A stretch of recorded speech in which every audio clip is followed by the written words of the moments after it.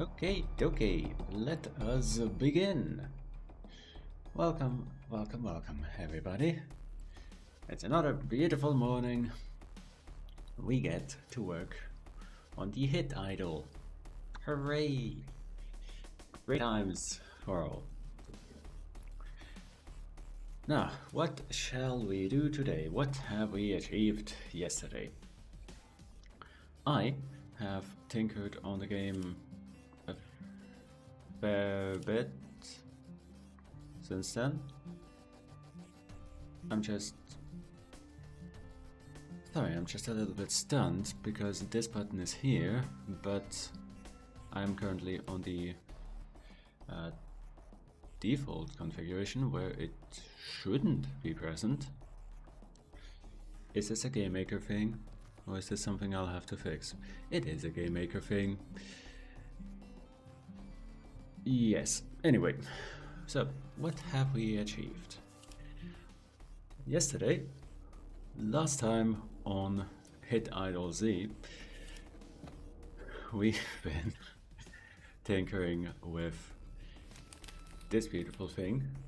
Hello, Electus 200. How are you doing? How's life?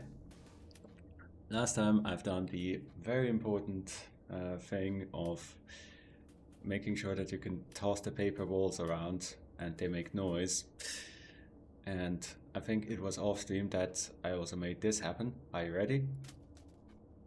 You can toss them off the table. Why, thank you.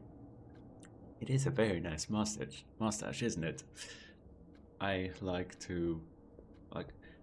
always hoped that it could grow into the beard, but it seems happy to be the way that it is. I like to go for the steampunk conductor kind of style. What are we doing? Well, I am doing wonderfully. I'm developing on this beautiful little indie game here, which, if you haven't seen it before, let me just give you a brief little tour. In Hit Idol, you are teacher. You are a high school teacher who is managing an idol club, so idol as in music, of these 8 wonderful idols. And you can think of it as a kind of old style puzzle game. I keep thinking it's kind of inspired by Zombinis, in that it's a mouse-only controlled game in which you have these 4 minigames. You can make a song, draw a poster, dance practice, and interview practice. We'll get to these. Let me just take a very quick peek. Yep. So, for instance, in Songcraft, you can compose your own song. This is a very late game save, so the requirements are pretty rough. You'll see we need to make sure that there are 8 beats that have a third playing, 10 beats that have a fifth. So that's going to be something like this. And, well, going on from there, you can play what you've created. As of yesterday, you can just crumple it all up and toss it off the table when you don't like it anymore. I'm just gonna look through here real fast to show off the rest. Normally, if you did this competently, you would also get to partake in a dialogue scene. But I'll show that in a sec. Don't use music terms because of your limited English. That's perfectly okay. The game is music themed, but I myself have basically never interacted with music in that way. So I am as non-musical as anyone. which might seem, you might assume otherwise because I've spent 2 years making this game about music, but um, yeah, I guide others to the treasure that I can't possess. And that's also why the game does not require you to understand music. Like every term that you would need to know, and it's as simple as like thirds and fifths, it's explained in the game. So here we have, I've already forgotten what band we're supposed to do this for. Here we have, um, obviously, an idol band that starts out of a high school club needs advertising. So we need to draw posters to advertise the band. So let's see, that would be something like, put this here, then we've got a nice little sun up here. Because strictly speaking, the Idol Club isn't a club by itself. You are part of another club. The supplies that you have are crayons. You don't have a club budget. So I'm just going to pretend that I remember what the band members were. I think it was Jade, Butterfly was in this. Was it Tiger? I'm not seeing her anywhere here, so I guess not. And Elf, sure, why not? And we'll put Pink, obviously. The game has a very defined aesthetic, and that aesthetic is straight out of the drawing pad of a high school girl obsessed with idol music, specifically Butterfly. So anytime that I'm thinking, how should this thing look? I think pink, hearts, super twee. So that's that. Let's just reset real fast. Glad you like it. Let me turn off the literal speedrun setting so that the transitions are less rushed. So, and the other two minigames that we have here are Hop, Step, Smile. The exclamation point is part of the name. And line rehearsal. In Hop, Step, Smile, it's I probably shouldn't be so open with this, but I like to compare this to Mastermind, where you've got 8 steps, you need to devise a dance routine, and here it tells you what you need to have in this routine. You need to clap on an odd beat and step right in the second half, and then it needs variety.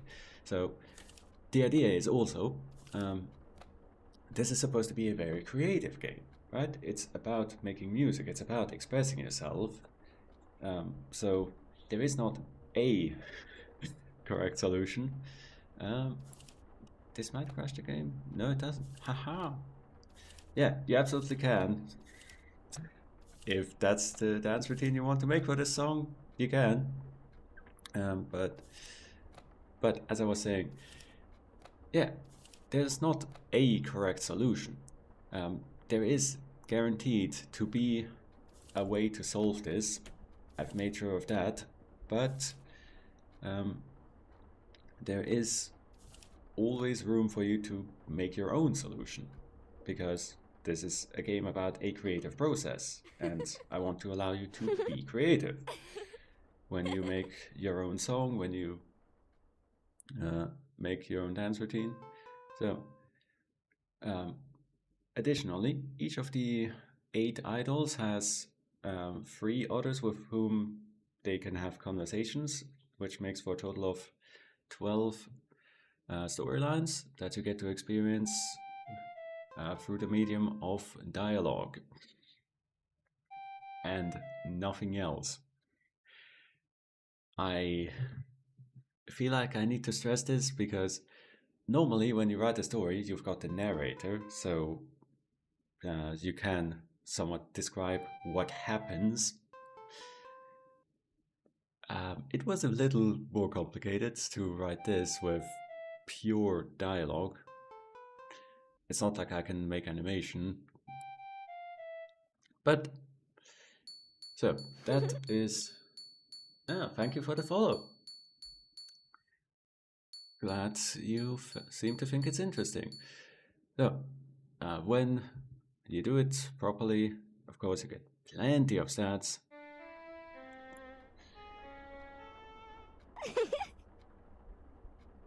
And then the last one we have is line rehearsal, which is interview practice.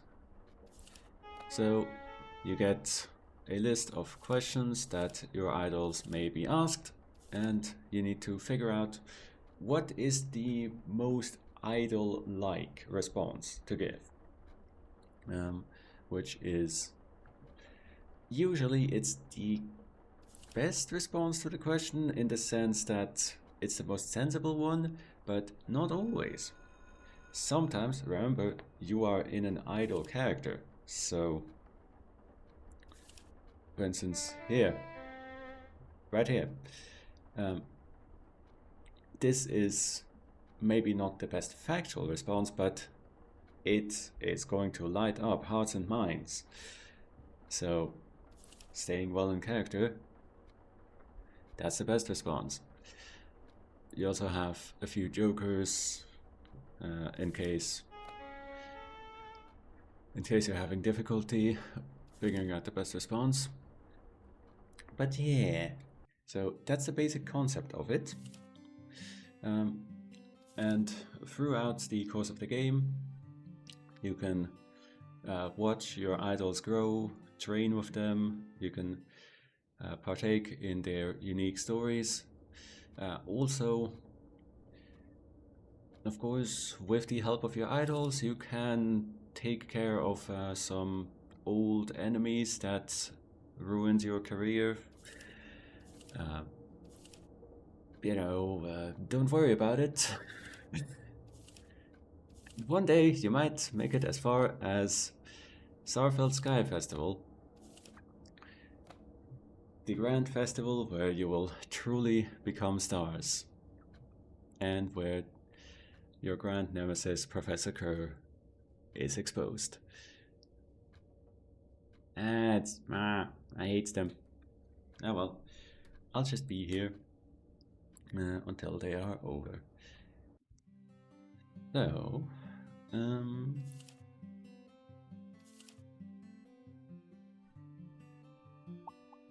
that's pretty much it.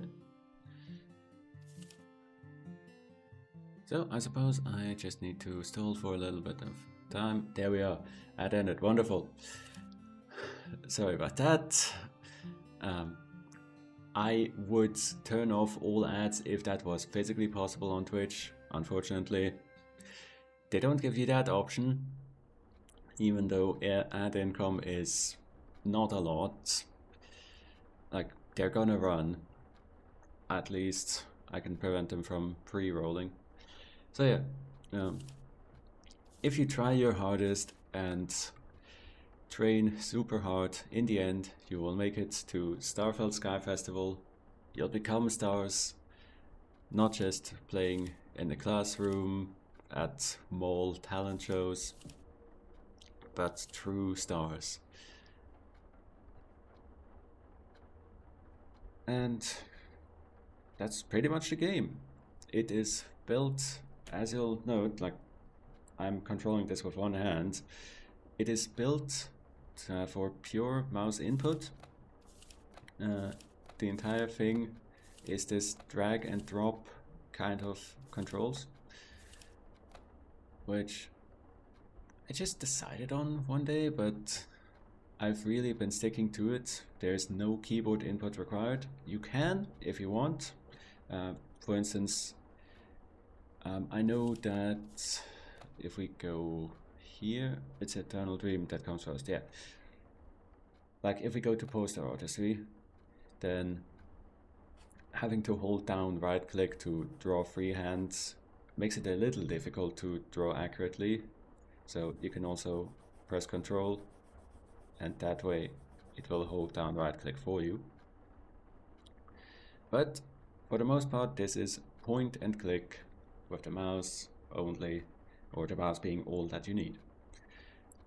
Also, you may note the pixel art chic. I like to compare it to Game Boy Advance graphics. That's about the resolution that we have here, because the effective resolution in this game is 320 by 180. The window is, of course, at an actual resolution of 1920 by 1080. But because everything is drawn at 1/6 the size, it acts like it's at a much smaller resolution, which I think is really cute. I think that's cool. Which also has the side benefits that I think I've done my job decently well. When I tried profiling it, it ran at like 5,000 frames per second on the most busy scene in the game. So this should be pretty accessible to people on lower end machines, which I think is good. Do I have any other project? Yes-ish. This is my second project that I've really worked on. You can find hashtag sellout. If you go to the Discord, linked somewhere around the stream, you can find the links, or I'll just give you the link like this. The first game that I put out is just a cutesy, tiny little all dialogue game where it's just a dialogue scene, so it's not much, but I think it does what it sets out to do, and it was received pretty well. This one hit idol I do want to release differently. Like, I want to give this a full Steam release. I've set everything up for that in time. The game isn't ready yet, that's why we're developing it. But in, I'm gonna say, summer of this year, I'm gonna give this a full release on Steam, on itch.io. In fact, we are pretty close to being able to release a demo version, which is the first 10 weeks. You have itch.io, cool. So I don't have an itch page for you yet. I'm working on setting that up. I will basically, as soon as I have the demo version, I will put the itch page live. But I am working on the final touches for that. So stick around, and I will say by the end of this month at the latest, I will do my absolute best to put the demo out, and you'll know when it happens. Go into Discord and I'll put an announcement there. I mean, what? Now, I'll be talking about it on stream plenty, don't worry. So, as for the developing, there's less to do than there has been at smaller points. I've been working on, Discord banned in your country. What? Oh, I see. That's a bad time, isn't it? But that's okay. Like, as I said, when the demo is out, I will be talking about it constantly. So don't worry, you'll find out. Ooh, VPNs. Sneaky, sneaky. Uh, so, a very quick thing that I want to do is the game has very little music.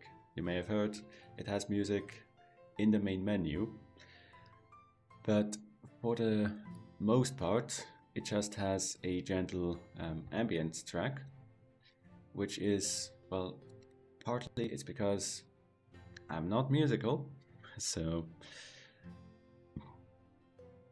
I can't make my own music. And also, I feel like it would just get in the way, because if you're trying to compose your own song, then it would really be annoying if there's like this kind of background music is just playing all the time, right? Which is why I've decided to um, go for ambient sounds instead, to really put you in the mood of how it would be in the Idol Club room. So, I have already prepared the sound assets. Now, we need to do a few more things.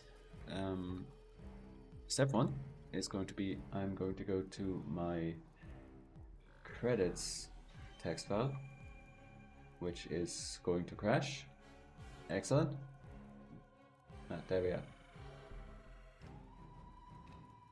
I'm going to go to my credits text file, and from here, naturally, we need to put in the credits, because I do want people to be appreciated for the work that they have done. So, this is just going to be super quick. I'm entering the information so that it can then be displayed in the main menu.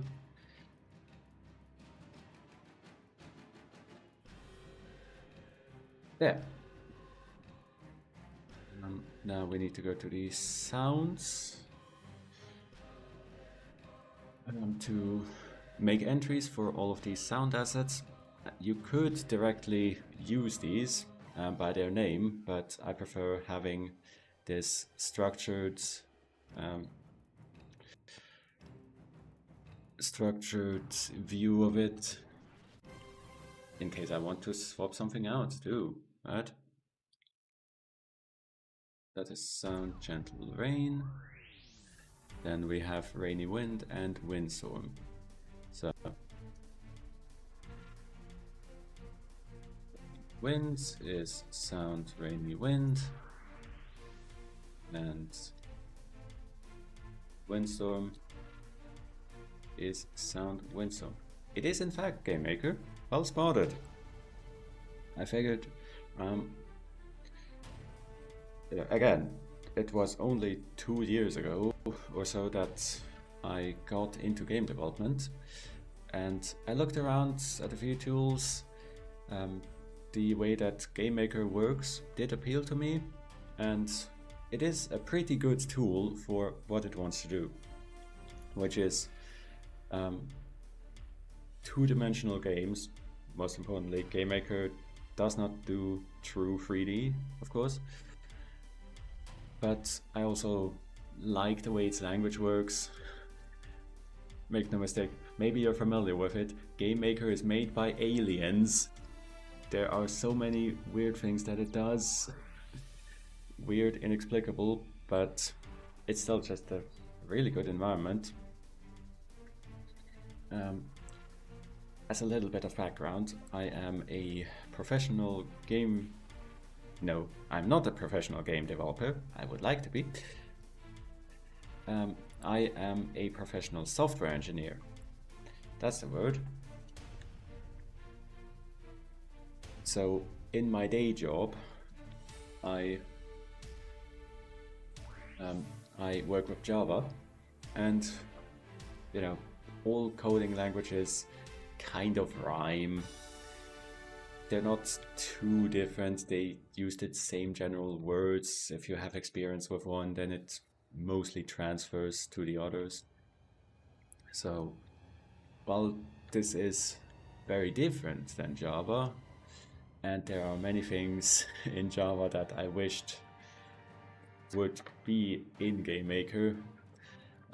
Not a day goes by that I don't miss the Stream API. It's pretty cool. You're working on Python and Java. Cool.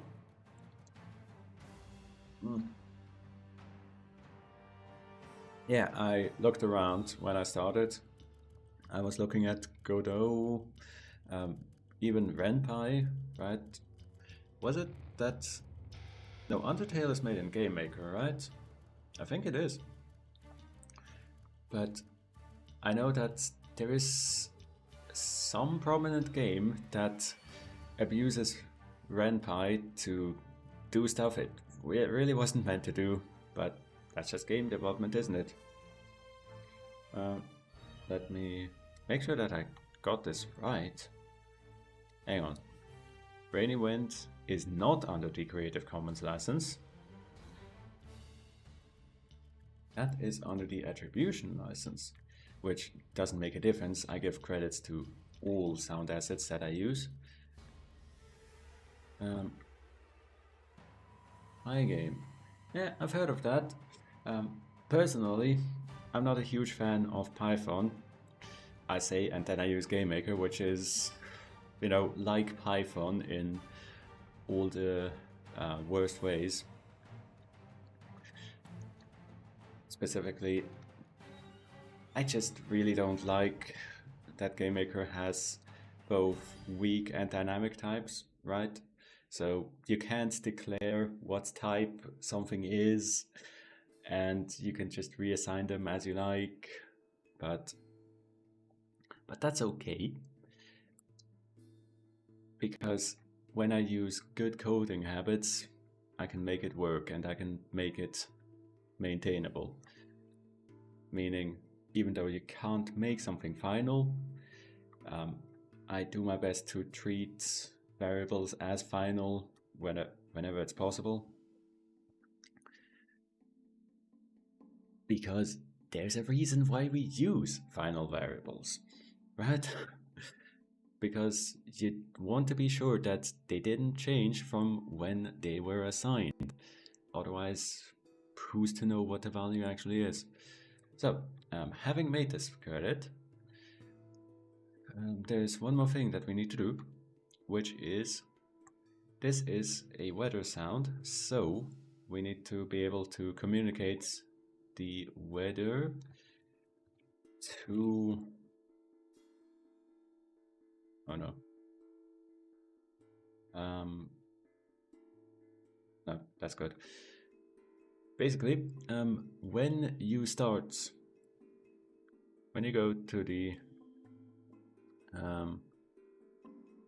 go to the main scene each week, the game randomly determines what the weather for that week is, which is right here. It can be rainy, it can be trafficy, it can be very hot, and that's just about the different weather types that America experiences, so I've been told. Just kidding. Hang on, that's a narrate. I need to first add the value here. Very hot, gentle rain, rainy wind, windstorm. And the reason that I have this enum, instead of just picking a sound asset at random, is so that when you leave the table and you go to a minigame, it can communicate that between the rooms and maintain what the weather type is, because of course the minigames take place on the same day. The weather didn't drastically shift. It didn't go from rain to so hot you have the air conditioning on.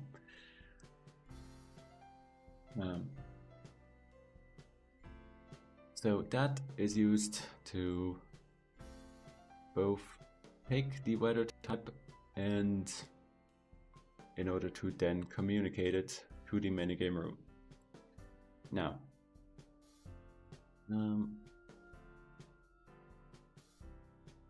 need to make sure that these are correctly matching. Gentle rain.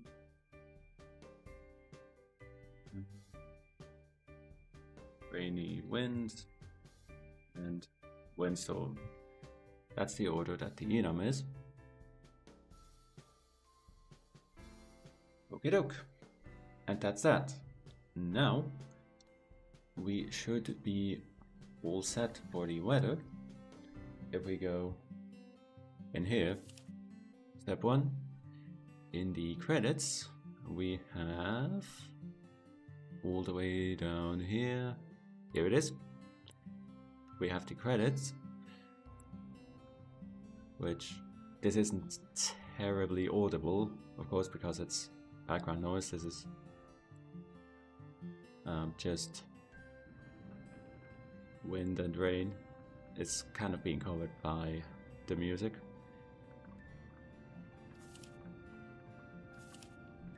Oh, I'm having a terrible thought. What happens if I load a new game now?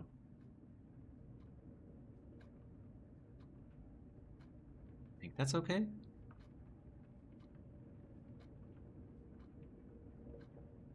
I think it is. Yeah, because I put a failsafe that when you leave the room, all ambient sounds are stopped, but I'll have to write this down and look at it later. Now, make sure credits sounds are stopped when leaving room.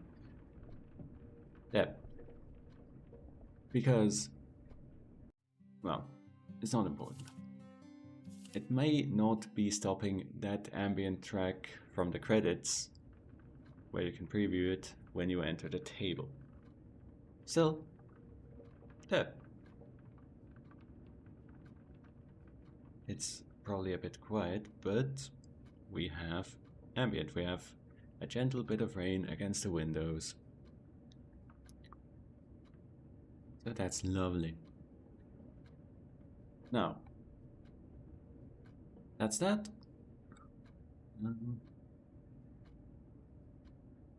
As for what are we going to do today? Let's do something exciting, which is if we go to, let's say, let's save right here. So, the game features a good bit of dialogue,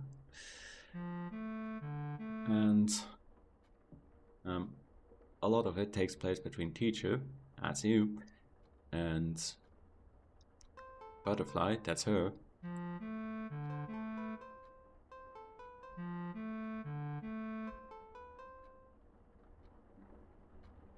That's actually not the worst.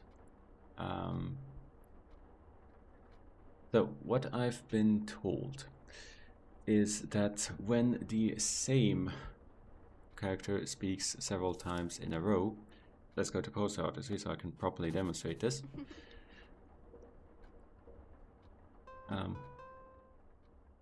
Like this, yeah?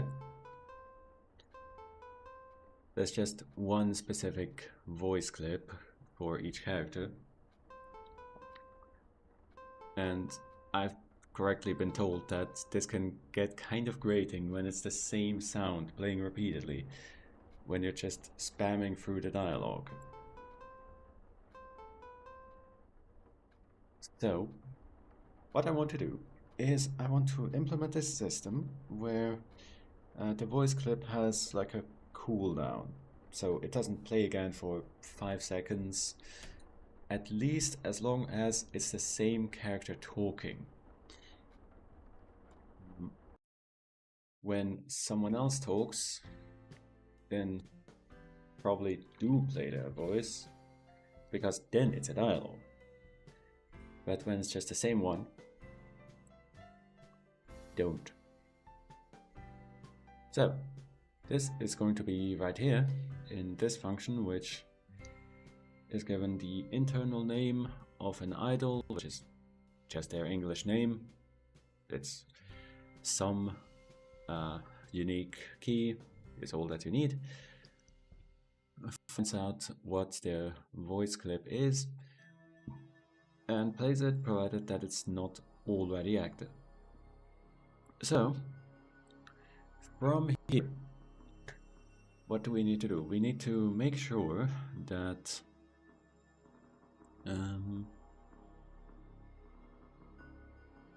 we need to make sure that this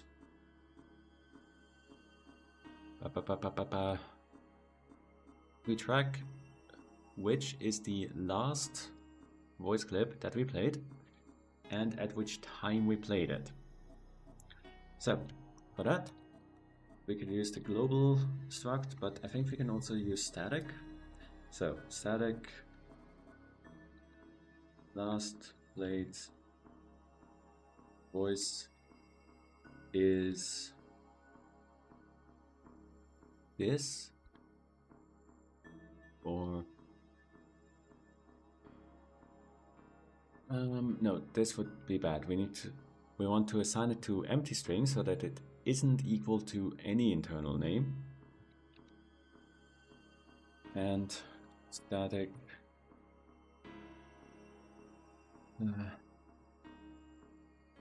last played voice timestamp is 0.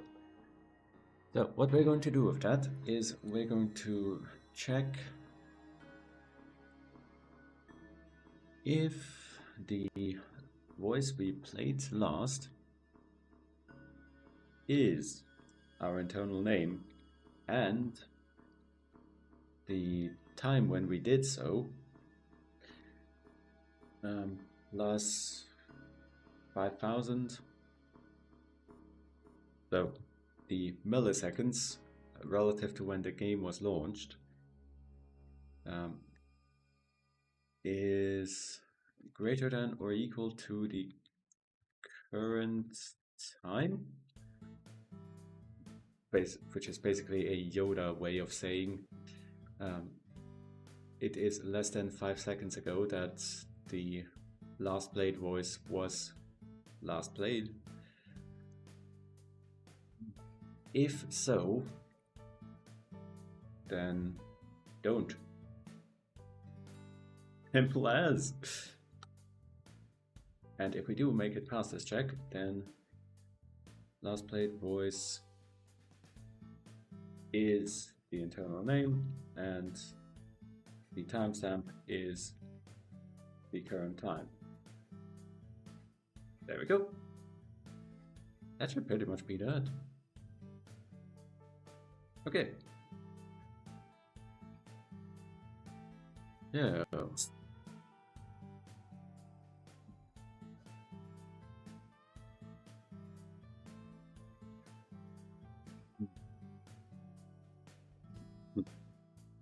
Failure to drink water aside. So how's life?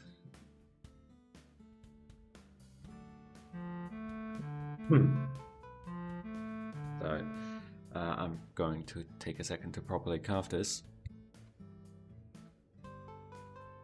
Okay. So, during a two-person dialogue, it does not repeat the voice, but if we have Butterfly monologuing at you, and believe me, she does this relatively often,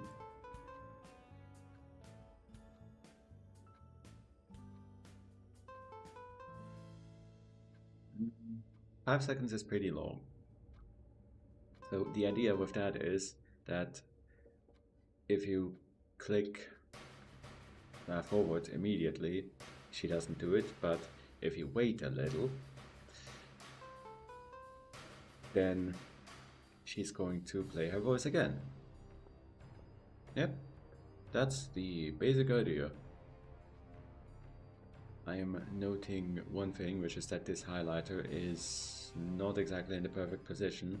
It needs to be like right over here. But that's okay.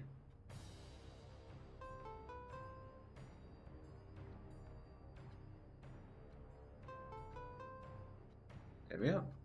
Um, Actually, with this tag, we can attend something that I've um, been bothered by for a long time, which is in the dialog box.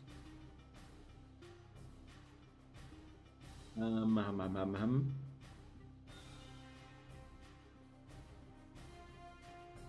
I'll find it easier another way. If we say play voice,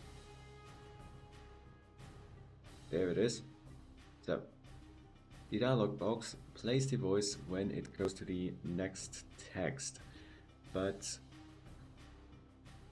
how it works, strictly speaking, under the hood, is that the dialog box has a text, but obviously there's only so much text that you can display in one box. So if there is a long dialog line, then it divides it into lines. So the technical terms are: a text is one connected bit of text that is then split up into lines. And what happens is that if this happens, if a text is split up into two lines, then when the second one plays, the voice never plays. Because of course, it is just here that we play the voice, which is for a text block, not for a line. So, all that we then need to do is we need to pick up this play voice call, and we need it right here. We need it at go to next line. I intentionally didn't have this initially because having this play all the time was getting a little grating already. But now that we have the cooldown on monologues, that should be okay. So let's give it a try. Let us load in.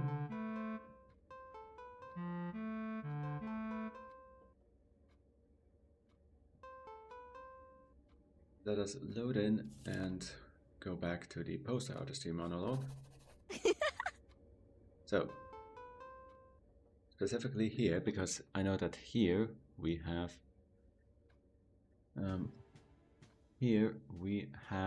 a line that is split into just beautiful. Give it another few seconds. Beautiful.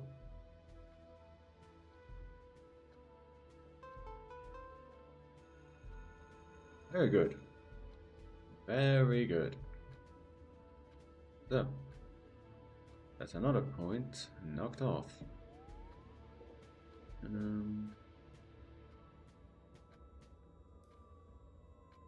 Where is it? Here it is. That's another on the invisible list of to-dos managed. Let's do the quit button. So, this game has quit buttons. It's got one right here. It also has one in the table view, which is just teacher's desk. You can scoot around here. Haha, what fun! I do like unironically, this effect here, if you look in the corners, that when you move past some screens diagonally, you can see what is on the screens that you're passing. Because it is all physically there. This is one large room, which has everything on it. It's just moving the camera. That's a very cute effect, I find, and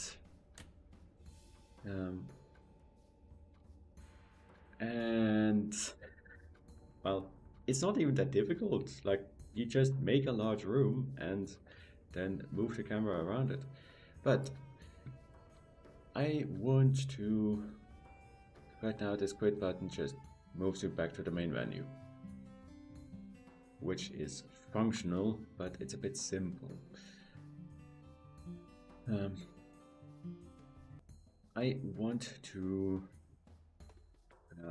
give a confirmation prompt. So for that, exit? No. I need to find what it's called. Object, menu, no, no. Where is it then? This is gonna be... Is it not called? No, it is. Menu quit button, quit to menu button. That's the one. And this is actually all it is. Wow, jeez. Yep. This is all it is. It has a sprite. It has a button. In fact, I'm not sure why I did this. Like, I could have given it an on click, but I didn't. Couldn't be bothered, I suppose. So that means that what we want to look at is the on quit to menu button clicked functionality. Specifically at the table. At the table, we execute this callback when the quit to menu button is clicked.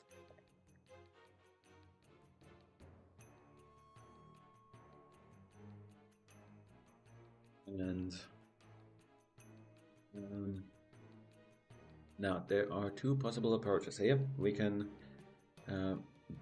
make it part of the room handler that we first create a confirmation dialog and don't call this, or rather we don't fade out to the menu. But the room handler does a lot of things already, as is to be expected for the controlling element for the game's biggest room. It's got a few lines of code. So I would actually love to put this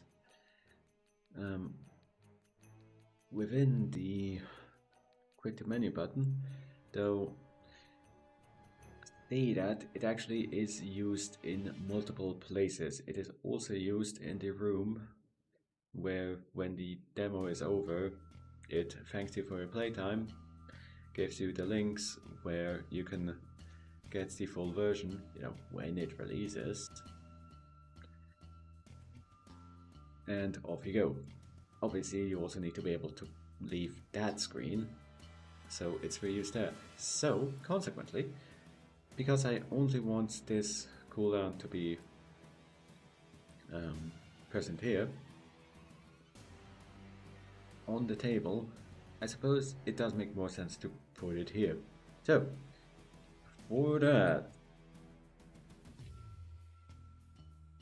I'm gonna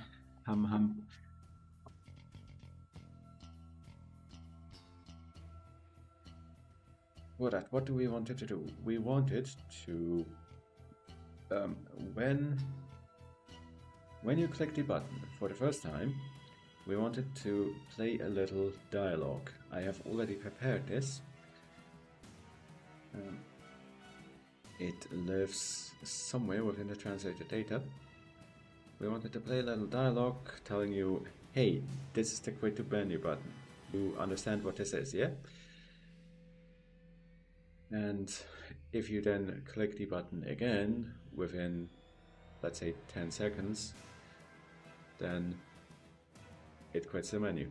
Alternatively, we could not bother with the cooldown because it's kind of unnecessary. We can just track, did we already play this dialogue? And if yes, the player probably knows what they're about to do and they probably mean to do it. That might be an even better idea, because this room handler here, this is re-instantiated every time that you go to the table. It is not persistent. But it lives at table.exit confirmation. So let's just start on that. Play exit confirmation. For which we are going to be on the start screen, which means we need to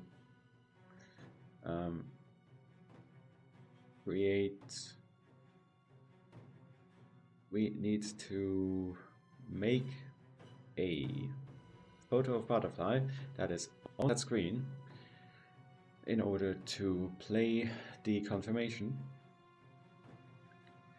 So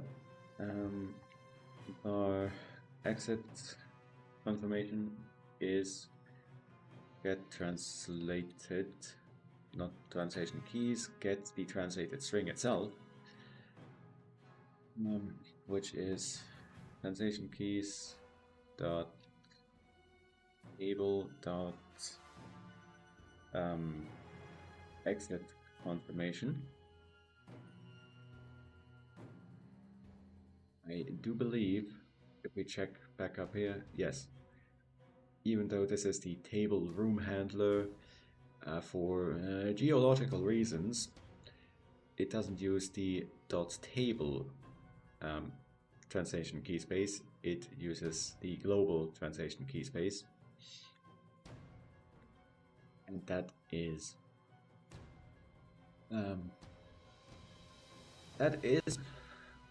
so that we can access some keys that would be above it in the main translation keys object, I believe, specifically for weekdays and number names. But that's not really important. The point is, this little bit of code is going to look inside our translation file and or the translation data structure. Obviously, the translations only get parsed once, and get us the string that we want. We also want to play some scripts as our dialogue happens,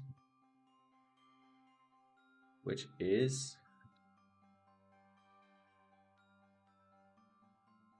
this dialogue looks like so.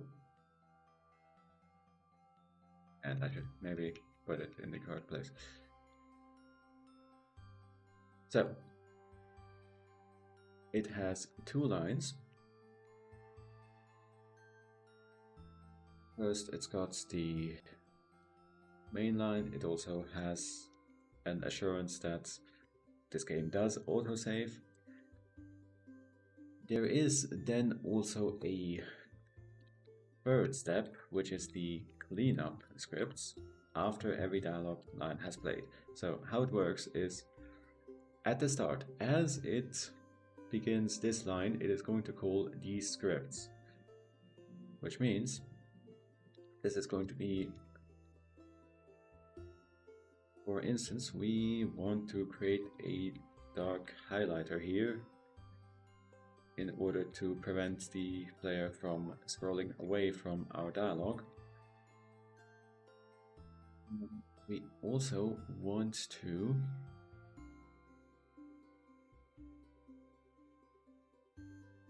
before we go on any further on here, we need to locate the photo manager, which is find photo manager for the screen.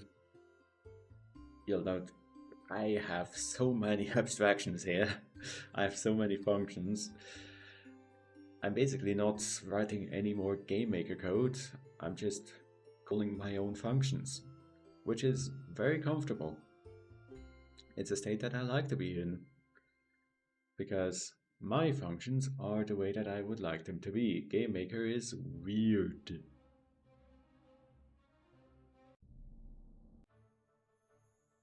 So, out of here, we have the photo manager.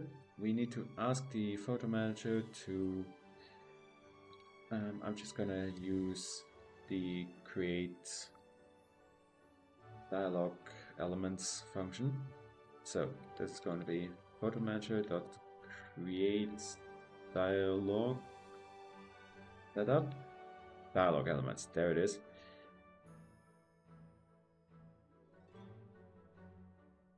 Which creates a photo of butterfly for us to use.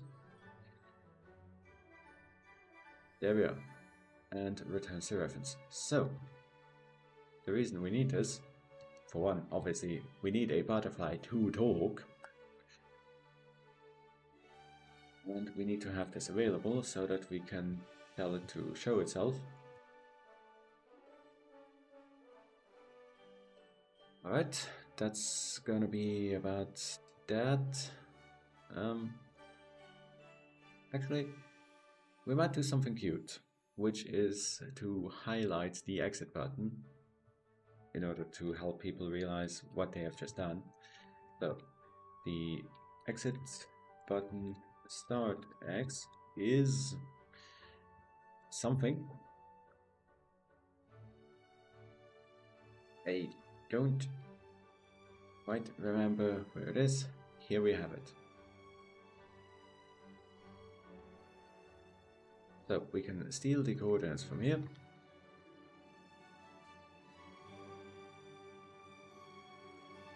And make it so that the highlighter has a little bright window. That's why it's called a highlighter to begin with. Make sure it has a little bright window showing the X in the top right corner. Help the player realize what we're talking about. So, exit button start Y is going to be this, except instead of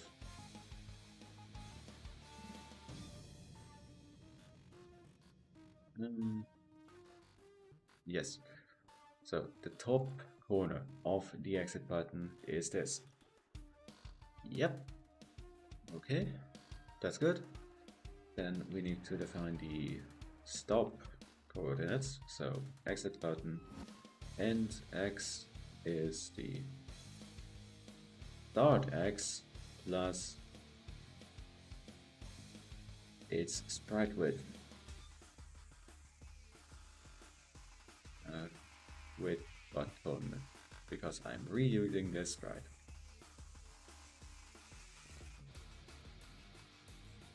And the end Y is the start Y plus its sprite height. Easy enough. So, having done this,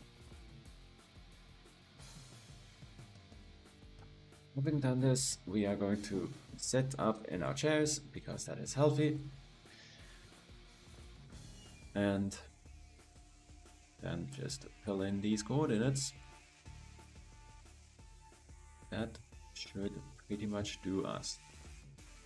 Okay, now after the dialog is finished, we want to clean up these elements. So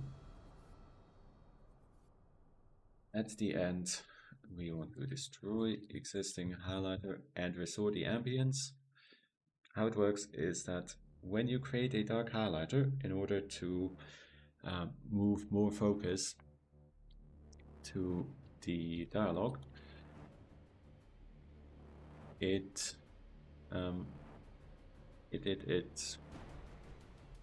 dampens the ambience. It makes it a little quieter so that you can focus on the dialogue. It's not like you need to hear the words, but it makes it clear that that's where its focus is supposed to be.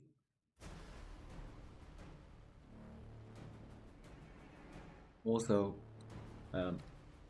there are many people who actually have trouble reading while there is too much noise going on. So I'm not personally one of those, but there's nothing lost by being nice to those people, you know? So, now, all that we need to do is we need to actually create this dialog box. So,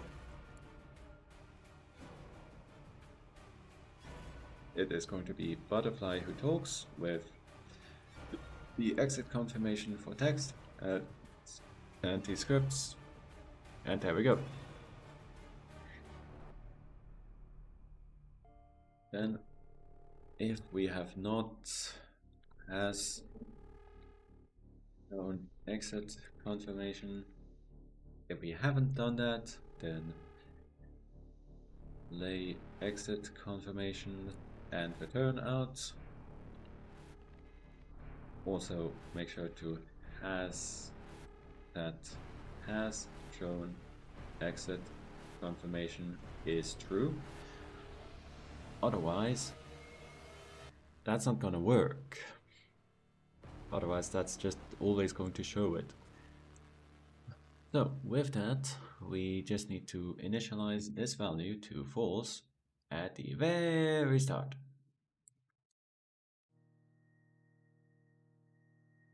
There we go. Let's give that a try. See if it works, see if I've messed it up. There is at any given time a 60% chance that any code I write is not working properly, but that's just code. Hey look, it crashes. Oh god. Golly goodness. What have I done here then? Yep, the setup dialog elements function does not appear to exist where I think it does. Of course it doesn't, because we don't need to call it on the photo manager. It is a function of the room handler itself. It is right here, and it automatically finds the photo manager on the matching screen, creates a butterfly, makes her invisible and undraggable, and sets everything up for that. The point being that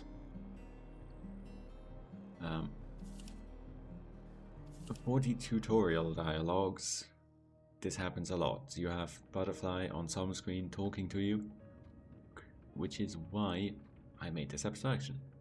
So from here, let's try it again. Aha!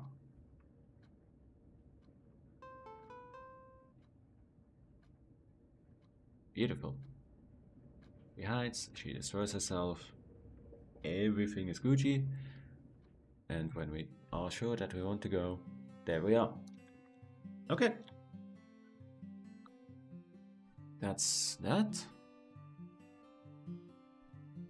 I'm not 1000% sold that I actually want that, because, well, making sure the player understands that this game autosaves is not the worst idea. I do already lampshade it once during the tutorial dialogues, but it's good practice to be explicit because people often miss it. Weirdly, it's kind of hard to communicate when you are talking directly to the player. So all the dialogue, of course, is within the world. It is the characters talking to each other, not directly to the player. It just happens that teacher is the player's stand-in. So more than once we are going to talk to teacher with game mechanics. But what that does mean is sometimes, or a lot of times actually, dialogue that is meant to be directly addressing the player is mistaken as just diegetic, that it is talking to teacher and has no special mechanical meaning. So, from here, this is... Let me check real fast. Check something on the timeline. When does this happen? Concerts are unlocked on day 29. So let us go there. So there's a very small but practical thing. During this here dialogue, when Butterfly and Teacher discuss Idol Monthly and how to get the band's names out into the world, you unlock the mechanic of concerts.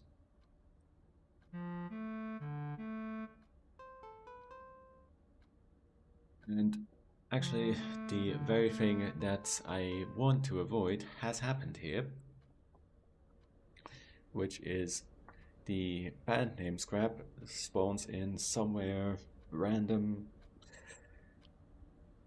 which means it has a actually quite high chance of spawning in on top of this text, which isn't the end of the world. Like, you can pick it up and move it, but during the dialogue, what happens is that players really just want to peek at this text right here, and they can't move the thing out of the way. So what we're going to do is we're going to make sure that the band name scrap, it's always going to look like this, right? There are different concerts that have different text layouts, but it's always going to be on the 12A classroom. So we're going to make a little box and make sure that the band name scrap can only spawn there. So for that, this is actually going to be a bigger issue. Yes and no. Yes and no.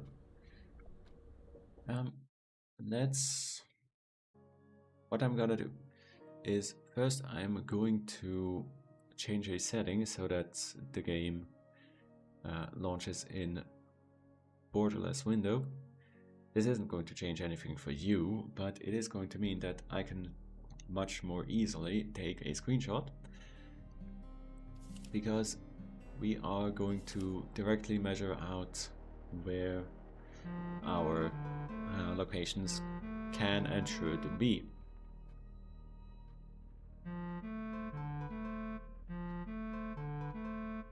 So with that, snipping tool, window select, copy, and go back to GameMaker. Right, just paste this in somewhere, I don't know, here. It's not going to be long for the world, so I don't care to make it pretty. Yes, crop this to full size, because we want this to be the entire thing, like so. Now, we have this inside GameMaker, which means we can use the grid, and the game's resolution at basic is 1920 by 1080, which means we can divide this by half, 960 by 540. That is going to give us an accurate middle line. We can even go further. We can divide it not in half, but in quarters. But why do you have to be like this? Goodbye. Naughty. I suppose it was already divided in quarters, since it was divided along each middle line, but now it is in 16ths. And this tells us that the way that the the concert viewer lies, it is a little left of the middle.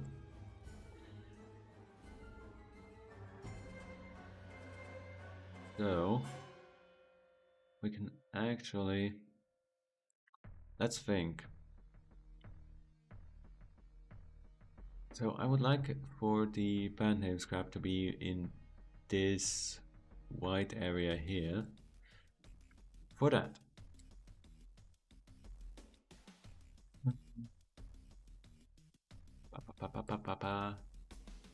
Can't I? No, I cannot give the grid an offset. Sad. But I do have an idea for how we can do this. So let's say the grid is going to be 500 pixels on a side.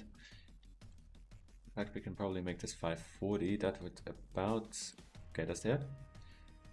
And then we just scoot this. Push.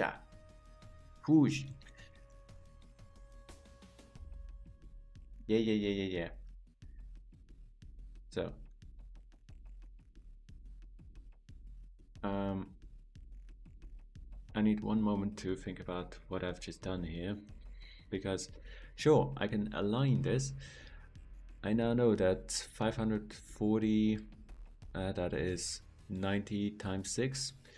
That's the correct width, but what does that tell me about the position? Nothing really. So let's set it back. And as for the correct height, let's go, I'm feeling 360. Let us once again push this, see if we've got the height just about right. Push. It can even be a bit more than 360. Let's see, 390. Would seem like it about gets us there. Yeah, that's pretty much what I would like. But that's pretty much the box as I would want it. Now, we've got our box's size. Now we need to work out its location.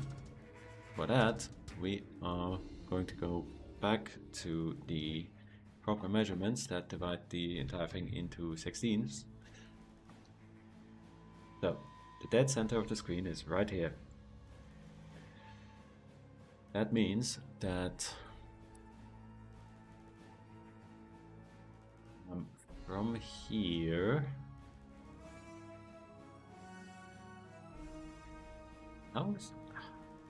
how is this not aligned? It is perfectly aligned on each board. Ah, no, of course, this is a draggable. So, honestly, there are scientific ways to do this, right? I could now reduce the grid size to 6 by 6, which would look something like this. And I could go counting like, yeah, that's 1 5x5 cell, 2 5x5 cells is probably the start of it. But if we don't do that, we can just say, so from the dead center of the screen, 10 pixels down, and what looks to be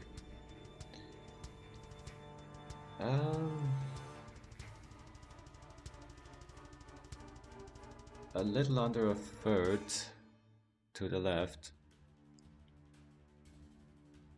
That is going to be our top left corner. So, where we can spawn this then is going to be a 540 by 360, 390 even square, starting like so. So the point being, this is a whole bunch of messing about. We are going to go to the room handler table and find where we spawn the band name slip. Ah, yes. You see, this is a number 18 months old. This is just what I randomly decided on, like this vague area. Right. So, what we have learned is, one more time, it is the screen height plus, I'll say 12 times 6 should be the top edge of it, which means plus sprite get height for the band name slip by 2.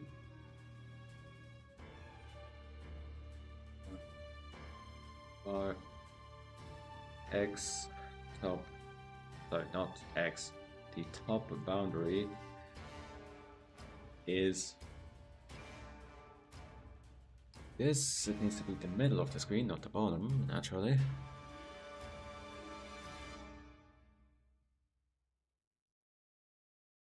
And the bottom boundary, the lowest point where we can spawn this, bottom boundary is the top boundary plus 390 pixels down. 390 is 65 times 6.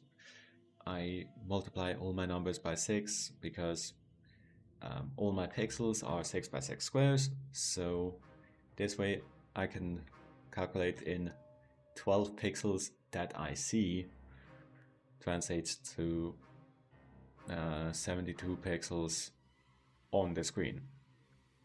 Right, and do the same thing.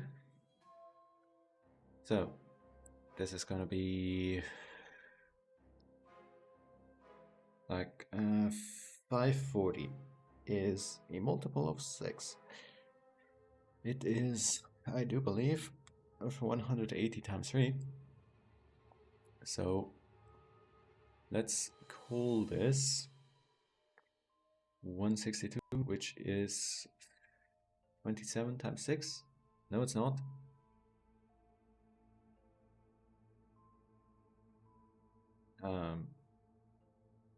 What is it? 180 is 30 times 6, yeah? It follows that 30 times 6 minus 18, which is 3 times 6, is 27 times 6. Yes, because 7 times 6 is 42. Yes, that does add up. Engineering math. But our left boundary is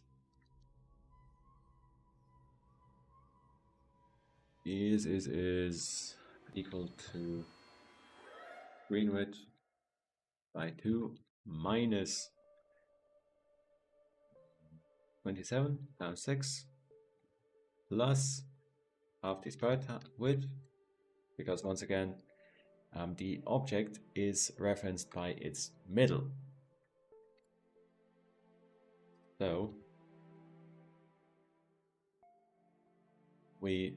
if we spawn it at the very left edge, then it is going to overlap by half its width.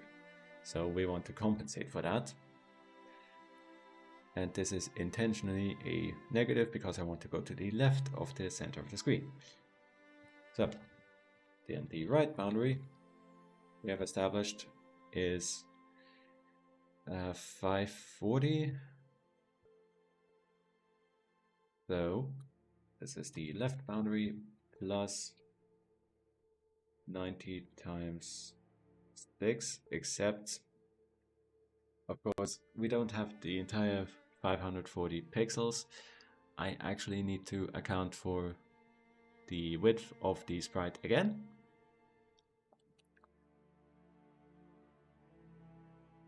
I'm just thinking I need to do the same thing here.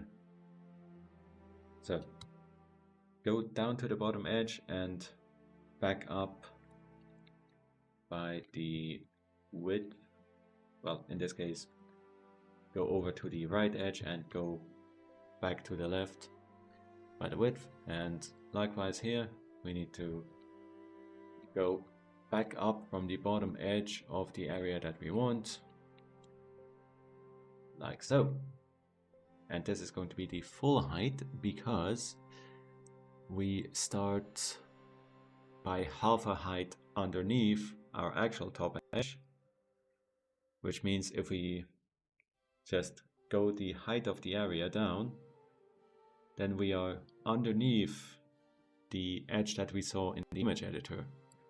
Here, we're gonna be like over here, so we need to undo this 1/2 that we did previously and do another 1/2, which comes to a full height of offset. There. Now,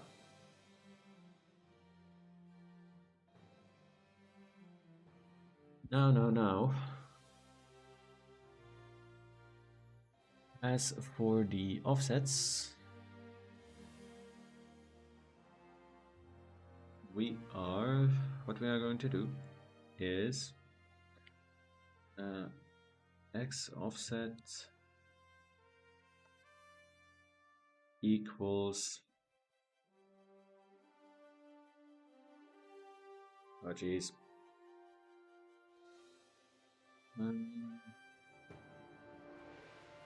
this would get kind of complicated. So naturally, we can't just do an I random between these two numbers. And actually, I'm gonna do that because there is a very clever way to do this. So, do an I random between these two numbers for the x and y offsets. And that's going to work fundamentally. But it's going to have one tiny little issue, which is that it's going to create our band name slips offset from the pixel grid. And that just is unacceptable. So, for that, I believe I have prepared a handy dandy little script, which I believe lives in the maths section. It does not. Oh no. I need to show off the thing that I made. Modulo 6. Oh no. Did I not make it? Well, the idea is that I am going to randomly roll this offset, and then I want to align it to the nearest multiple of 6.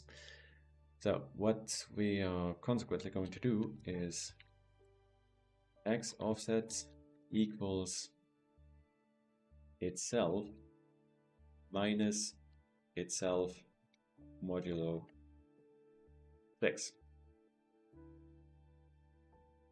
And do the same thing for the y offset. There. This is a tiny little calculation that literally nobody would notice if I didn't do this. I swear. And this isn't just, often in game development you have these little touches that nobody actively notices, but they would notice if they were missing. I promise you, if I didn't do this, nobody would know. Nobody would even feel anything off. But I very painstakingly make sure that everything in this game is aligned to this 6x6 pixel grid. So I may as well make sure here. So let us make sure that our math actually works out.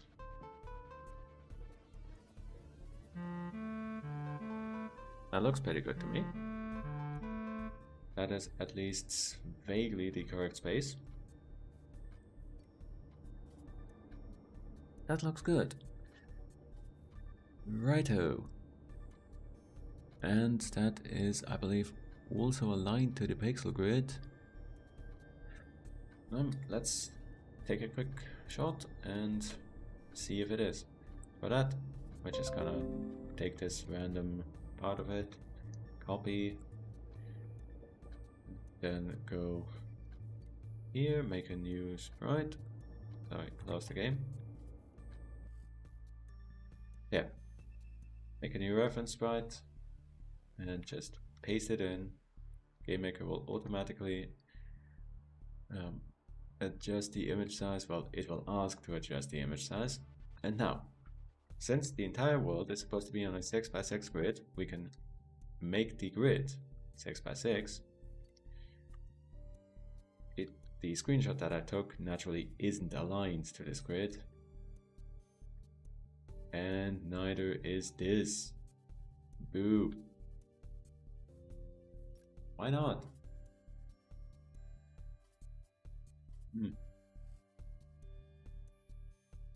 It is... Actually, was I looking at the wrong... Yes. Yeah. The band name slip is in fact properly aligned. As you see, each of its pixels perfectly fits inside the pixel grid, and referencing with the concert photo behind, everything's lined up. Isn't that cute? There is of course a 1 out of 6 chance that it just randomly rolled like that, but I'll take it. So, where is it?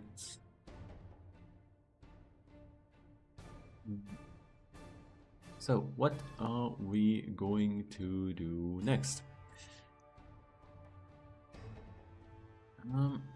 I think we can go...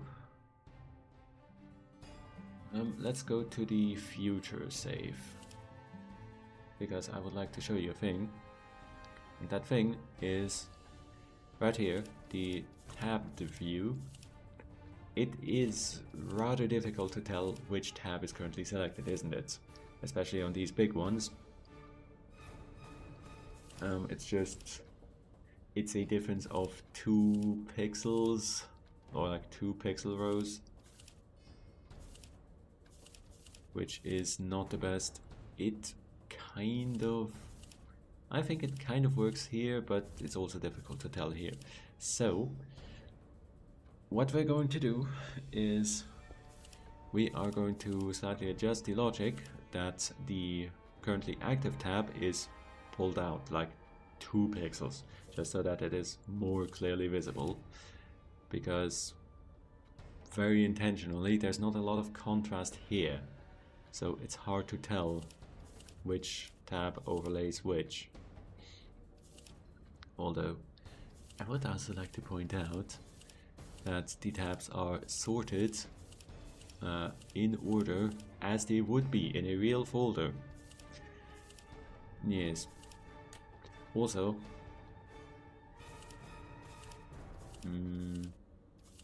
what I might actually want to do is try and see if I can make it so that the active tab does not have a border, right?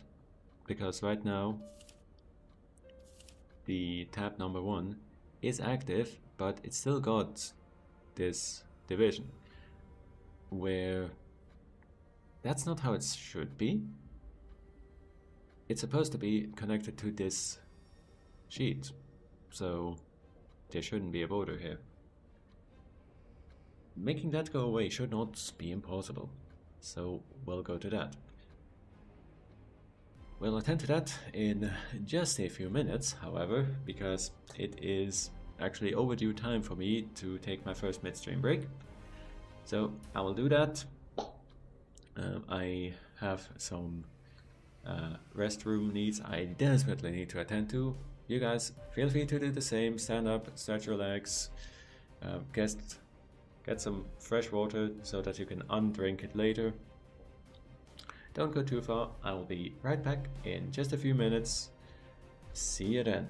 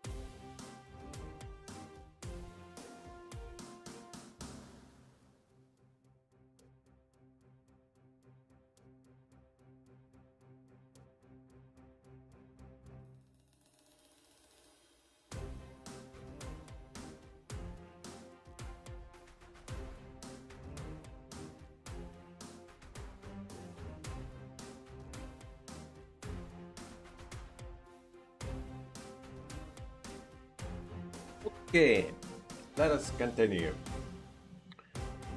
Welcome back, everyone. So, let us first off, we are going to clean up these sprite assets. Yep, don't want these anymore. You need to be very careful about what you delete in GameMaker because there is no undelete. I can't undo this, and in a few moments, GameMaker is going to copy the changes to the file system because, hey, why would you want to be able to undelete something that you've spent potentially hundreds of hours making? Yeah. Which is why... Oh, sorry, music. Which is why I don't just use source control. This entire project is actually double backed up in different places, different systems. I will not lose these files. But, so, that aside,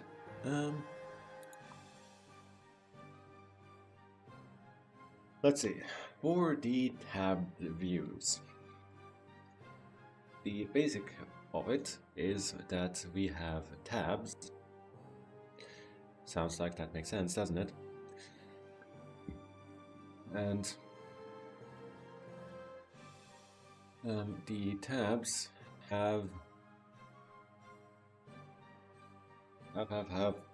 So, this is a little parent class, which basically just, well, the code that you see is all the code that there is to it. It's just that there are multiple tab sheets in different places that do different things, but they share this functionality, so I moved it into a parent class that they inherit from. And all that this inherently does is it reorders them in order of difference and distance so that the tab most recently clicked is the one that is on top. Now, seems simple, but all the change that we really need to make is, I believe, right here. Well, there are two changes that we need to make. We need to remove the border between tab and the tab sheet, and we also need to pull out the active tab. Both of those are actually right here. So,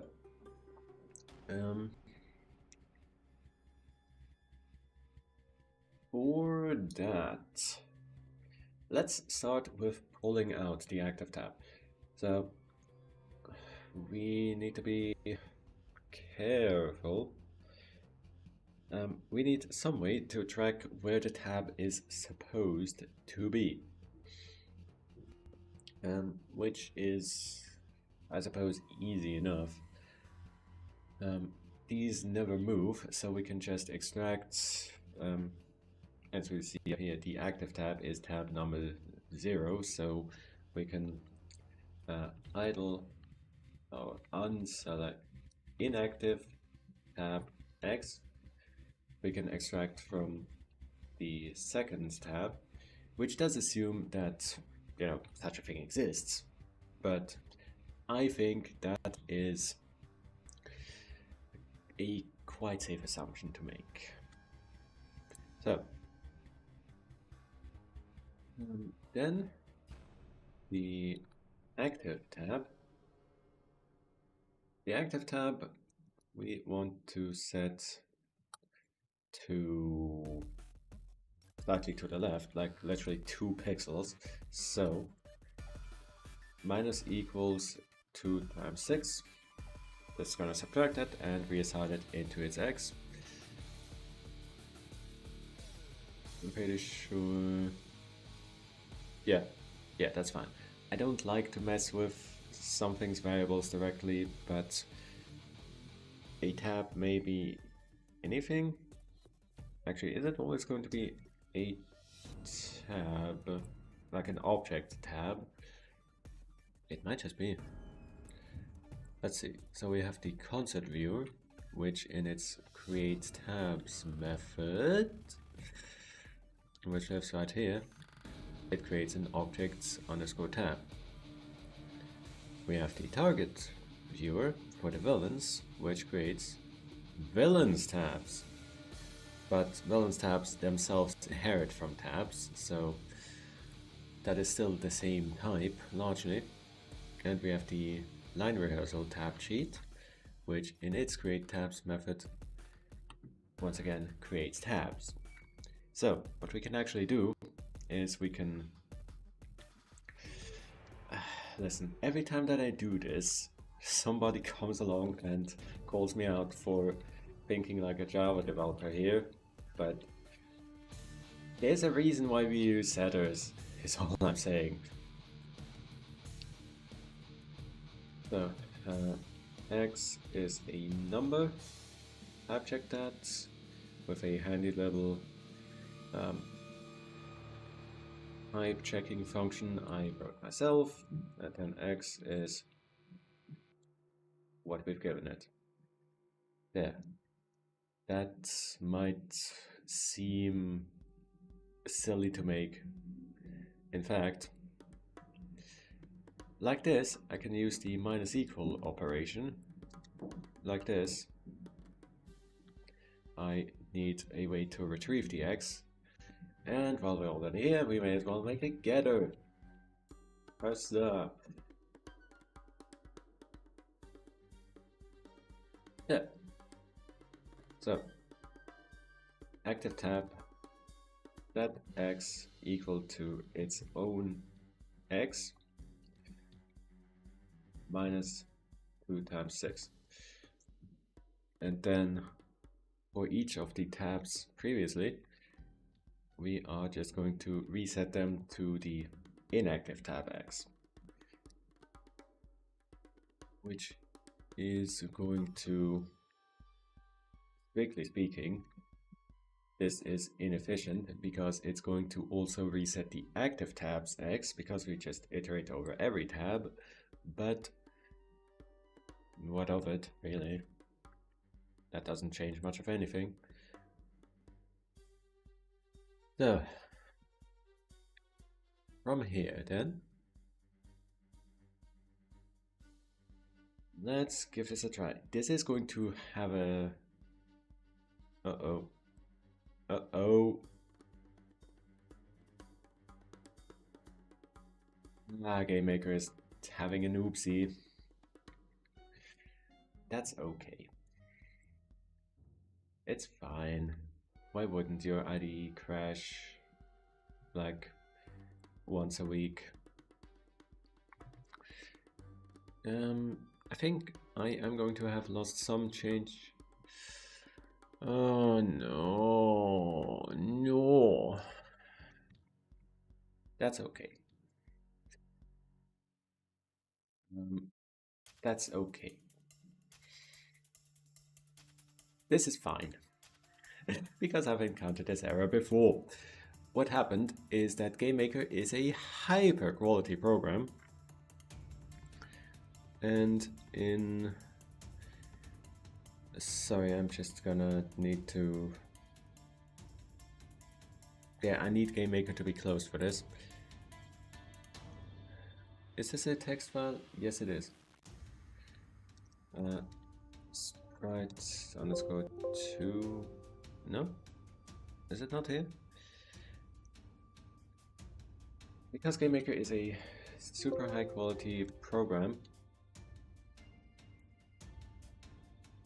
it did not save properly that I deleted the Sprite 272 that we were working on previously, and it corrupted the entire project because it is trying to access something that no longer does exist.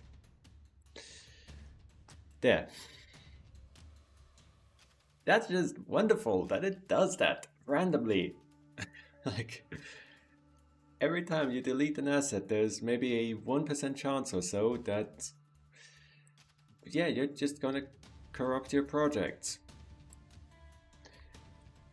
Would this be literally acceptable at all in a, I'm gonna say, professionally made project, in a professionally made software?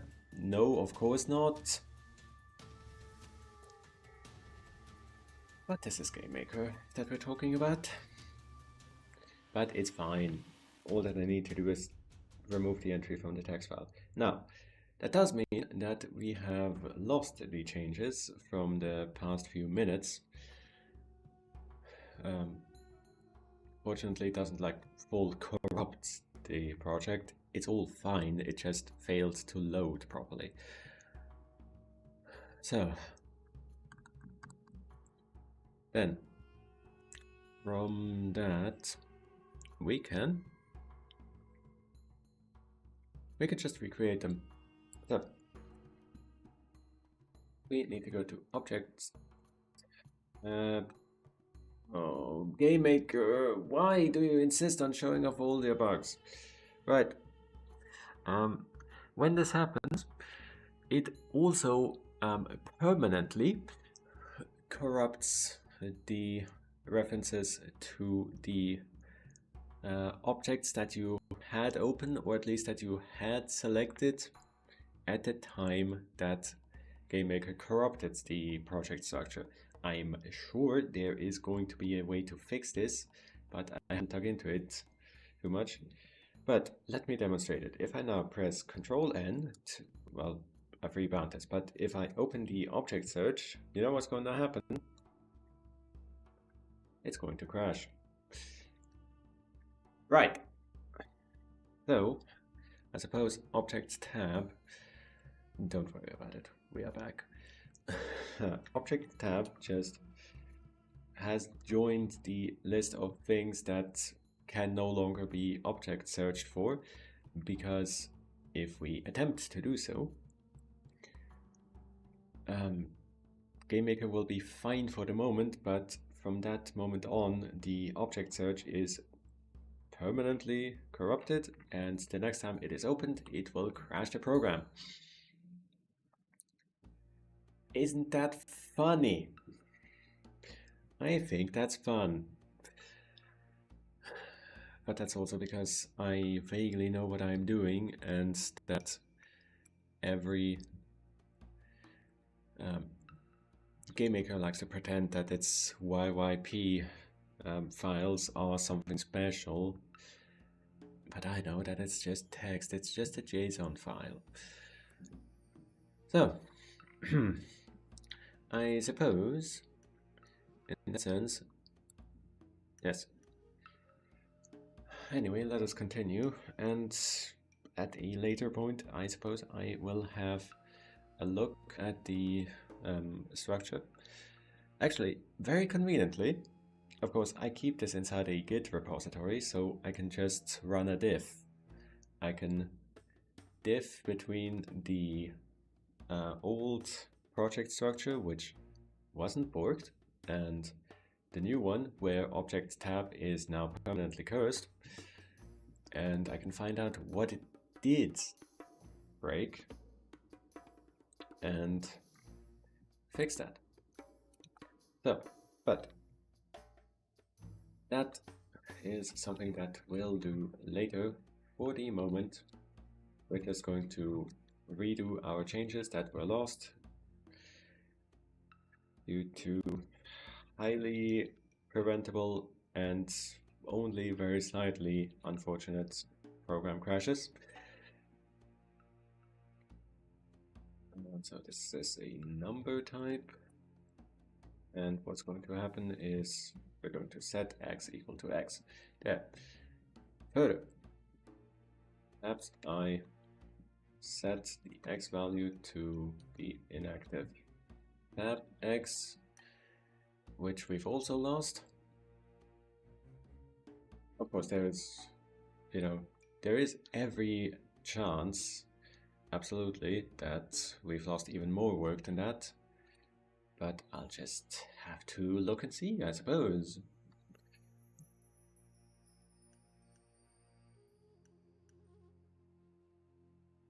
Right. In fact, let me just Um, if I did lose work, then it would be in objects, room, handler, table. I'm glad that one isn't cursed yet. Object band name slip. No, okay, that did save. That one made it to the file system. Perfect. Okay. From here, active tab, set X to what it currently is, minus 2 times 6. There.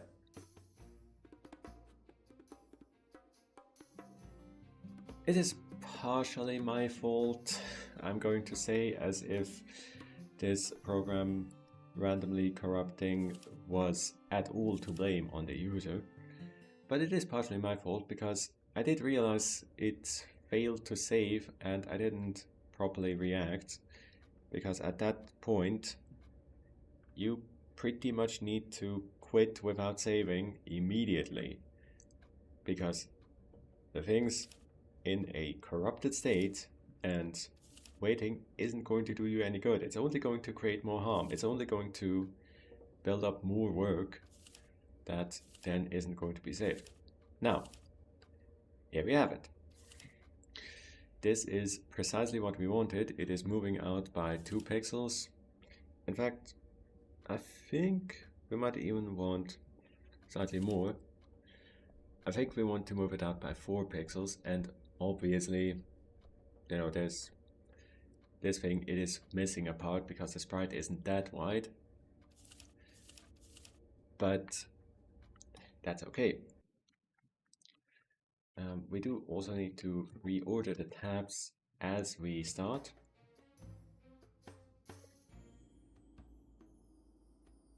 Simply so that the active tab is going to be shown correctly without the user needing to click on anything. So, given that, yeah. Let's give this another 2 pixels of offsets. At that point, we should be good.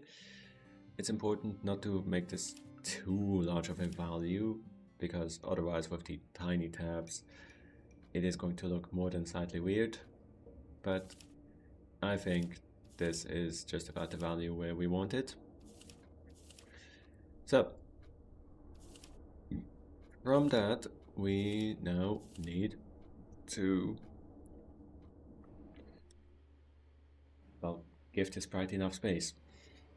For this, we need to sprite tab, go to the small version. I'm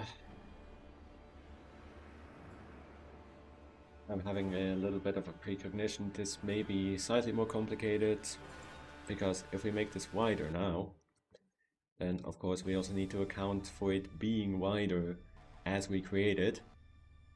But that's okay, we can do that. For now, just fill it in further like so and worry about the rest later. Now, we need to upscale this, meaning every sprite has a small and a large scale version. The large scale version is always just a mirror of the small one. This lives in shared, yes. Now, Game Maker, I'm going to delete the thing. Are you happy with that? Yes, good. You know, it might be that this bug is specifically caused by deleting multiple sprites at once. That might just be it, because the false entry in the project structure that I had to manually scrub out, that referred to the second sprite I had deleted. Yeah, that might be it. It is of course fully possible that this has been fixed. You know, I'm pretty sure there's supposed to have been an update by now. I don't know, I suppose I'll check later. Yeah, that's that. We need to reassociate this. Nope. I was just about to search for object tab. We can't do that currently. But we need to reassociate this sprite with the tab sprite that we have just extended. And we also need to go to the villains tab sprite and likewise give it more space to pull out. An alternative, of course, would be to push every non-active tab in. That would be an alternative. But for the moment, I want to go like this. So this is going to get an additional 4 pixels of width. The image is going to live on the left edge so that the right side is empty space. And then we go this, that, fill, boom, done. And fail it. Sprite villains tab. This is not an object, this is just the sprite. Yes. I am being very specific because I have previously managed to delete an object that I very much wanted to use. It was fortunately a small object, and through a lot of frantic work I was able to fully restore the code, but GameMaker was no help in that. As far as GameMaker is concerned, once you delete a thing, it is gone forever. Never to be undone. Only unmade. So, we need to go to the villains tab and give it its sprite back. Sprite villains tab. Here it is. So, now this is going to look horrible. I can already predict. Would you like to take a guess as to why it's going to look horrible? That is, of course, because the sprite is referenced by its center. In fact, feeling oh so clever for myself, I made the creation code reference how wide the sprite is, so changing its width doesn't do anything.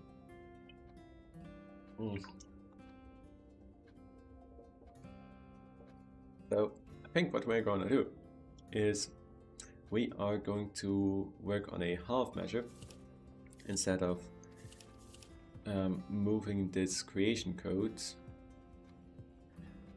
We are instead of pulling out the active tab, we are going to push in every tab other than the active one. Although it's weird. I need to look at some code real fast, because in the villains tab,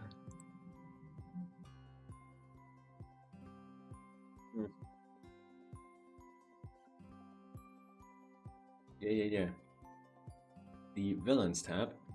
Ooh, whoa. Sorry, I made an invalid call here. That X wants to be 0. Yeah. In the villains tab, space is somewhat at a premium. So what I'm talking about is this tab right here. It's not a lot of space here. So we need to be careful with how we manage it. And I think it just so happened when I widened the sprite, instead of being on 2 lines, the words prof cur managed to fit on 1 line. That is a-okay. We just need to fit the text to maximum width in, and that's going to be that. There. Now, what I'm talking about is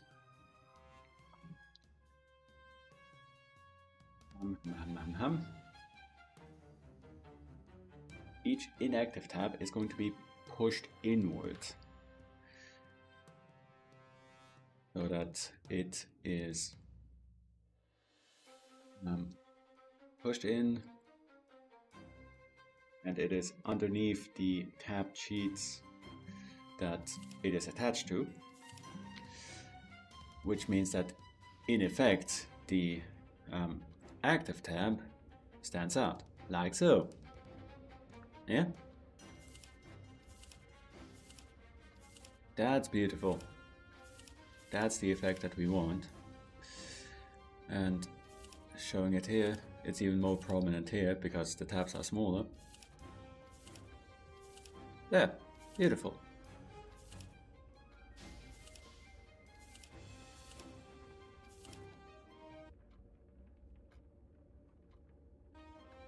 Now, from here, we have only one tiny thing to do, which is we want the active tab to draw on top of the concept viewer, where the other one is beneath it. Let's get to that. For that,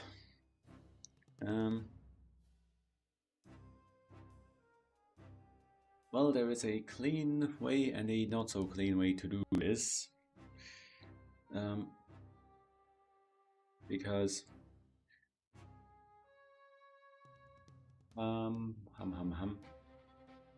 the clean way is to do something like this.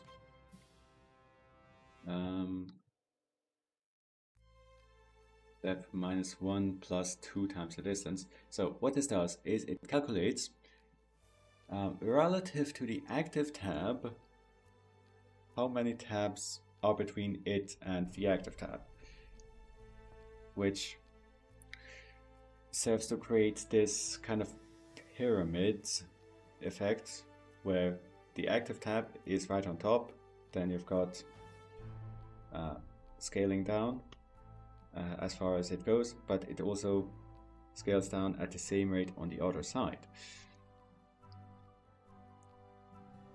Now, that works well enough for putting the tabs into relative order, but if we want one to be on top, naturally, we want the active tab to be at a depth that is just above this element. That, I believe, works currently, but there's one small issue that the sprite simply ends and it can't overlap, so let's make this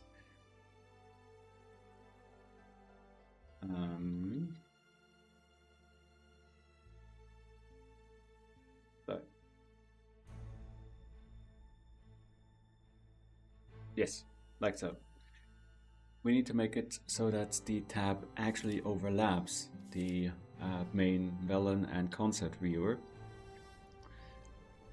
Like so. Except not quite like so. I've changed 2 numbers and changing one of them would have been enough. But, you know, you get the concept, yeah? If we just fix that real fast.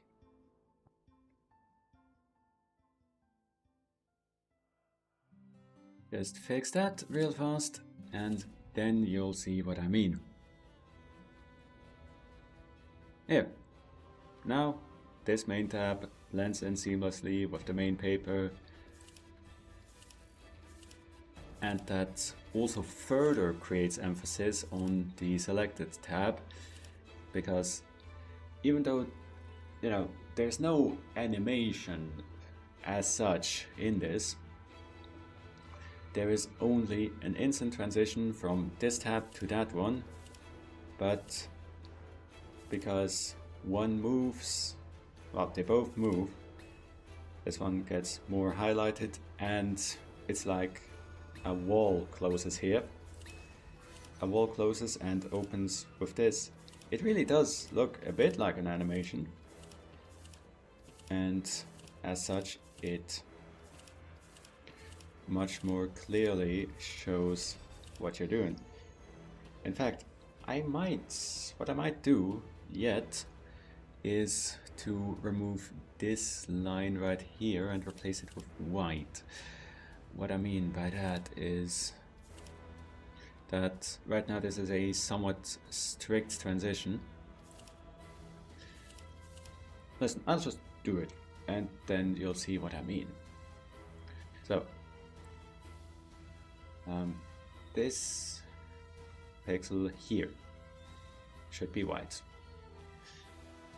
What that does is it's going to make for a gentler corner, and because this is such a tiny little change, what I'm actually going to do is I'm going to break my usual style. I'm just going to go straight to the full size version, and I'm going to make this here pixel white, and same for this one. Let's go to the Villains tabs and do the same thing. Unfortunately, you need to reconfigure the grid X and Y for every single sprite, which is a little annoying when you've got a global grid going on, but I kind of get why you'd want to have different grids for different sprites. Now, make sure that this is properly present on the small scale version. Boop and boop. There it is. Now, if this works as I intend, then behold what I have made. It's a rounded corner. Haha. Naturally, there would be other ways to do this. Like I could even commit more into this, and I just might actually. I could make the corner more rounded rather than just missing this pixel here. I could also give it one dark pixel up here, but I think that's also just more than slightly unnecessary. Yeah, it's good the way that it is. Okie dokie. We can always fix this later, in the later time that never actually exists. Because hey, at some point you do have to release this stuff. At some point you have to decide that it is good the way that it is now. So, that gives us the tabs to do is finished, which means my list of to-dos is actually running pretty low.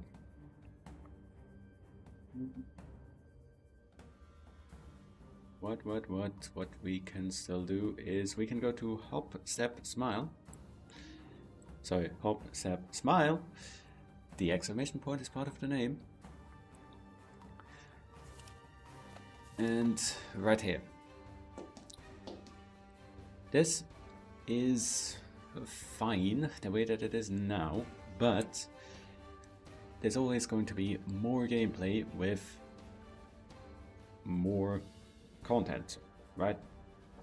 Makes sense. While there is certainly diminishing returns on gameplay mechanics, just ask Ubisoft. There's no harm in adding a little more, and these requirements here are what I'm talking about.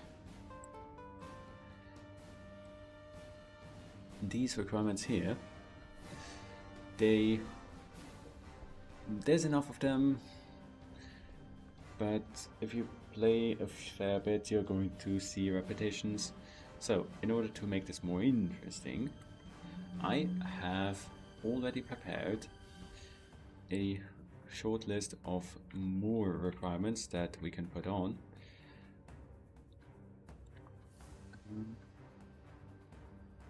That's which I'll have to reference from the spreadsheet as we get to them. But how it works, let me show you. Object step requirements is what we are looking at here. I am quite proud of this. So how Hop, Step, Smile works is that the requirements memo, what it does. first is it generates a random combination. It generates a random dance routine. What that does is we have the fixation that whatever happens, there is going to be at least one routine that fulfills all requirements.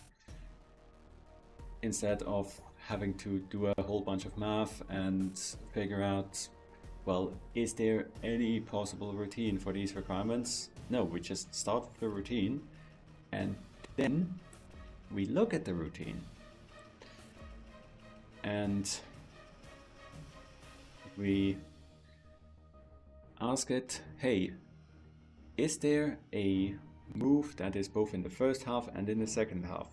If yes, then add it as a requirement, as a possible requirement at least. Once we have the possible requirements, we then select we select a number of them dependent on the difficulty level. Basically between 3 and 5, because that's how much fits on the memo. And having our requirements, then we output them, and that is what your code is going to be validated against. And from that point, the other possible requirements are discarded, so that you're not going to be checked against requirements that you were not told about. So there is at least one valid code, but because we only show up to 5 requirements, you're not going to you still have freedom to make your own. That's the basic idea. So, and doing it this way, with an extremely high degree of abstraction, did mean that it is now going to be rather simple to add more. So, what do we have? We already have start or end with a given move. We can add more step than step, which is going to be to put more of one given move than you put the other. And we can also put equal use, which is the opposite of that. It is to put at least one of each reference move and to use them equally. Use one of each, use 2 of each. It may even happen that you can use 3 of each. Making the routine only 4 of each step is going to be a little difficult, but I believe in you. So, from there, we need to implement this validation,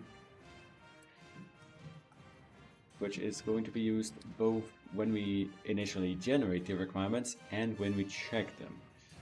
So, that is going to be more step than step applies. This takes the relevant steps. So, like, if we ask you to use more step up than step away, then this is going to be stored right here. This is unfortunately pretty technical, but I enjoy this, and I think it's not that complicated if you think about it in the abstract way. Don't think about enums and numbers and stuff like that. That's just what the computer has to deal with. So, we are going to find... I know that somewhere here... Yes. but we just iterate through the code and count how often does each individual step show. So for that, naturally, we are going to need two variables to hold this. So step 0 count, it's 0, and step 1 count is also 0. Step 0 count, increment that if the move and the code at the given location. If that is the first step we're looking for, then increment the first count. Otherwise, if it is equal to the second step we're looking for, so code I is steps 1, increment the second count, otherwise don't do anything. Then we have our counts, so we can return out, well, are there more of the first step than the second step? Underscore step 1 count. There it is. And likewise, we can make a very similar function, so similar, I'm just going to copy it and we're going to start from there. So equal users is going to be exactly the same thing and return that the first count is equal to the second. There it is. Now, that is the validator. From here, we are going to go to add. Here, we have a long list. Basically, this is highly abstracted. I've got these functions that check if a requirement that does not specify a step whatsoever, so largely that use 6 different steps. It doesn't care which ones. So this checks whether that applies. This checks if a requirement with a single step applies. What we want is we want the 2-step requirement function, which is going to take in the possible step requirements array. That we get that as an argument. We need to tell it what the step requirement type is. That's the ones we have just added. And the validator, which is the functions we have just implemented. So, putting that into practice. Add possible more step than step requirement if applicable, which takes the possible requirements we have so far so that it can add the new requirement into the array if and only if it is actually applicable. We need to type check this because it's a good idea to remember what types your variables are supposed to be. And then I just said add generic 2-step requirement if applicable. So we tell it use this possible requirements array. The step requirement type is more step than step, and it is more step than step applies. And that's it. That really is it. From here, provided that I properly remember how this works, there is one more thing that we need to do, but it is going to be super simple. Pretty much from here, the game is going to check all this. It's going to add the requirement if it is applicable, and it is going to put it on the requirements, and once you submit your solution, it is going to run your solution against each requirement that has been asked of you. So equal use and this is validated by equal use applies. Water break.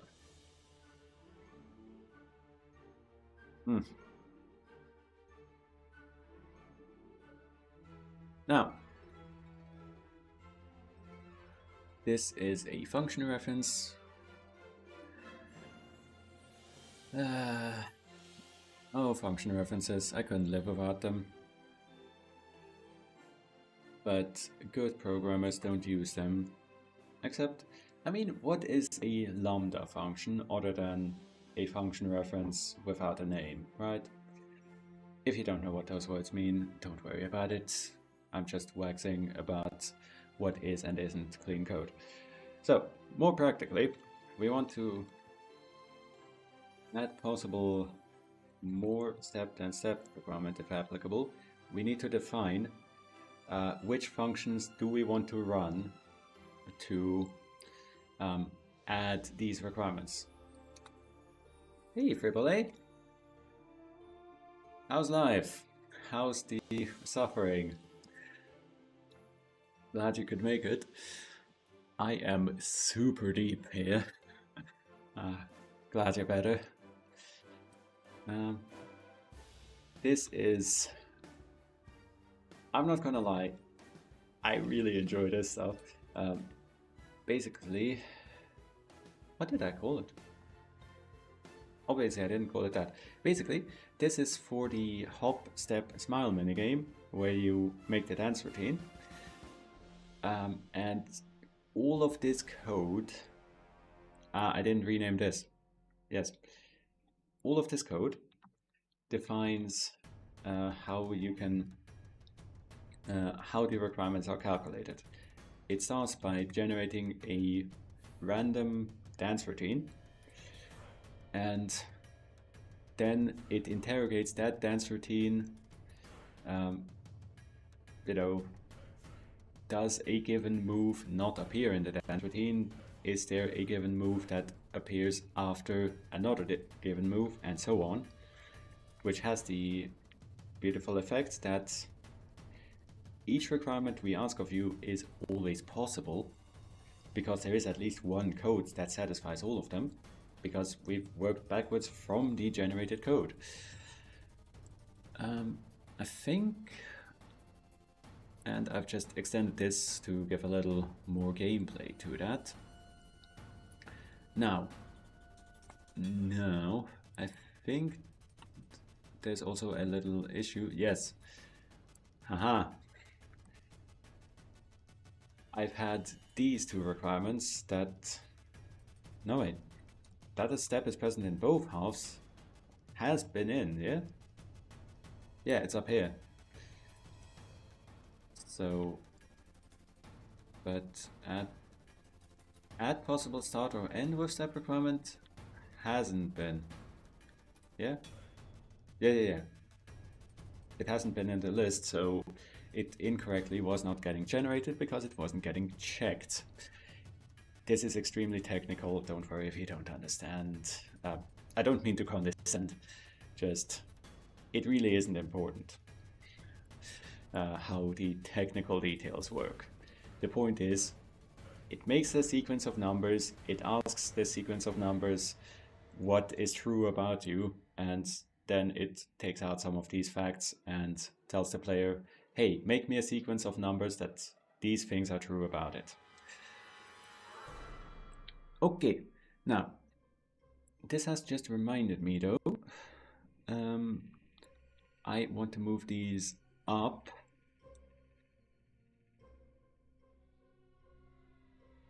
Because what I want to do is I want to check the two-step requirements first. I have a little system that attempts to make sure that each step is not, or each move is not reused if possible. Although there is one small issue with it, which is that if it runs out of legal moves, then it's just gonna use any, so this is not a guarantee that you'll never see the same move in two different requirements. Okay, but let's give this a try and see it crash, I suppose.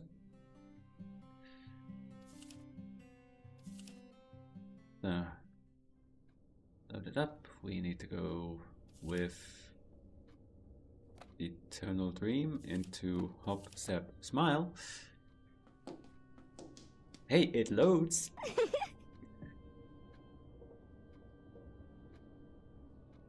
And damn, the phrasing is a little rough here. Because the way that I phrased this, more step right than step away, it should be more steps right than step away. That's a little annoying, but I might find a way to make that happen very conveniently, actually. This is just about the longest that it's going to be, and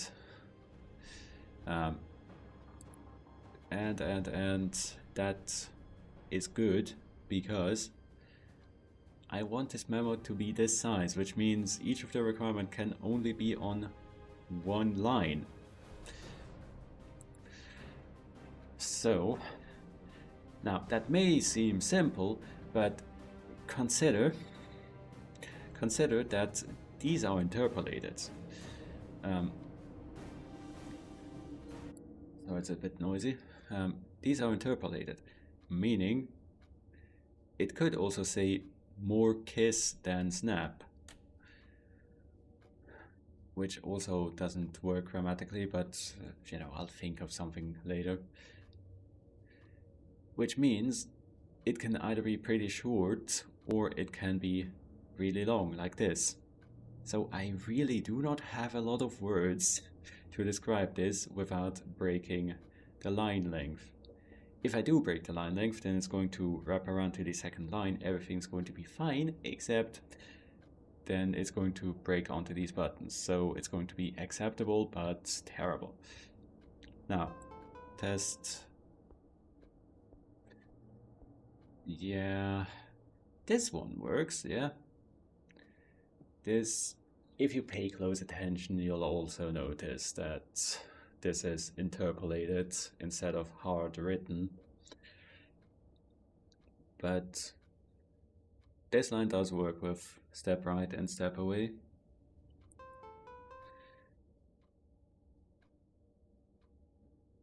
This is also okay-ish.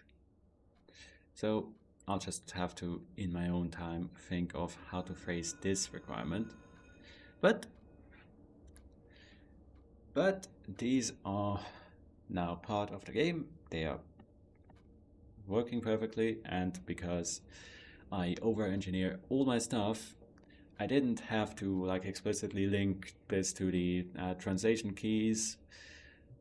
No, if you are interested, how it works under the hood is all the data for this minigame is in an array, and I use the step requirement type as a number, right? It's an enum, which means under the hood it's going to be a number from 0 upwards, which means I can use it as an index.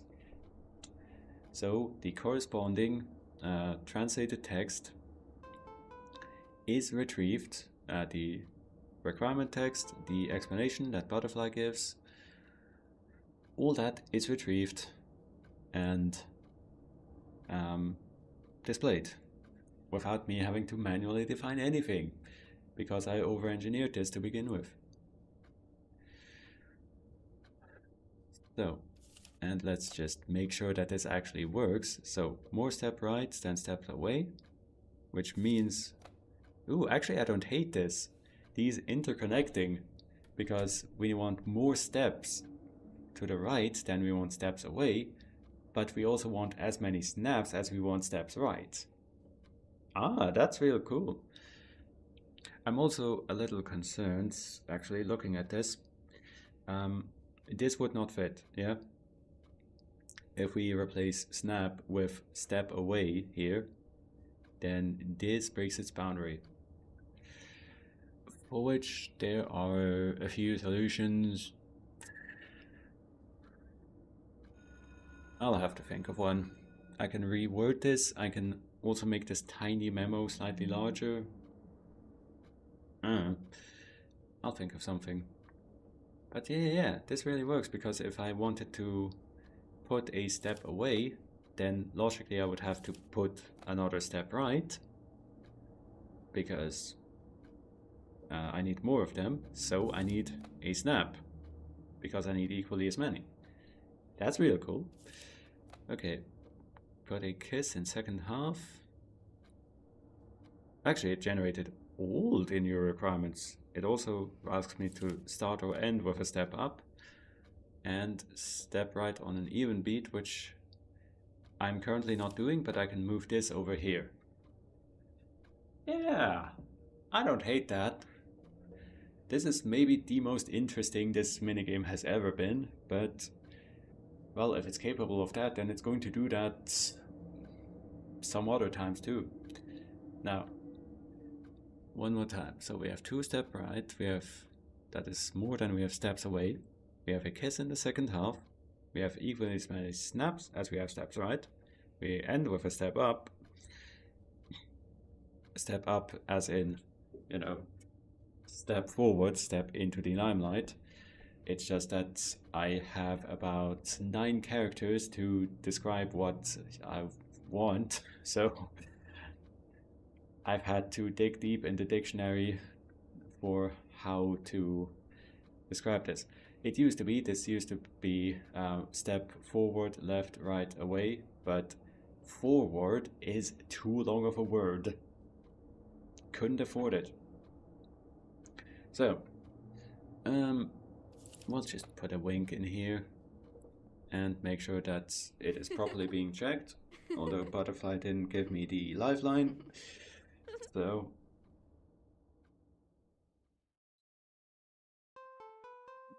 get checked. Indeed, it did. Excellent. Okay.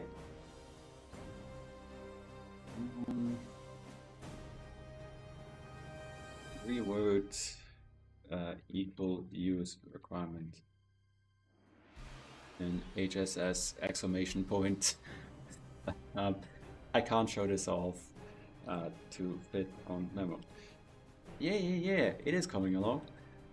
Sorry, let me just show this to you in Game Maker. So this is what I wrote on my to-do list. The exclamation point is part of the name, and every day I have insisted that even when I abbreviate it, the exclamation point is part of the name. But yeah, it is coming along very nicely. In fact, I know I say this like every stream. I'm pretty sure I said it plenty of times yesterday, but the to-do list is getting really short. I am quite confident that, let's say, before the end of this month, I will be able to not release the full game, but I'll be able to release the demo version, which I've obviously been working specifically towards. How long I got left is, I figure I can do summer of this game. Sorry, summer of this year. So like 3 or 4 months. Probably it's going to be more on the side of like late June or July. That's what I want to aim for. So it's not going to be an eternity, it's not going to be tomorrow. It's going to be this beautiful middle ground where I have some time left that I don't need to individually count days. I've also I was reminded at work that I actually had a week of holiday left, so I just stuck that at the start of June, which presumably is going to be a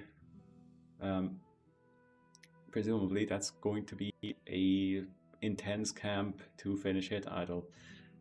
I have not made games with Pygame actually.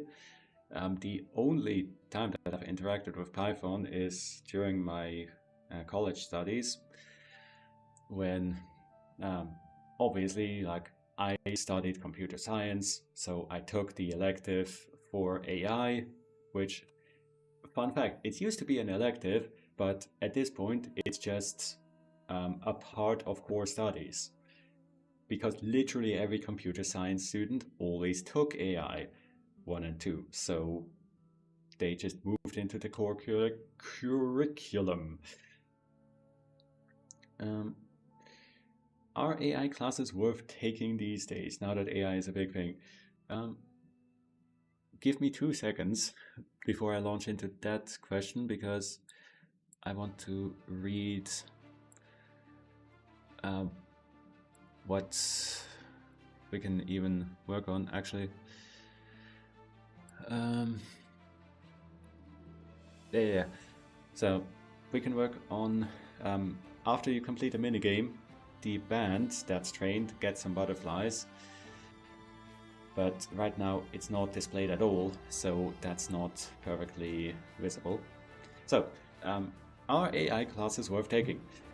So, the class that I have was given by a industry expert, I'll call it. Like, he's a professor, naturally, and he has at least 1, if not 2, companies in which he is CEO. He's also a pretty cool and capable dude, who is actually, he is now also the dean of the computer science facility, so he's a pretty capable man.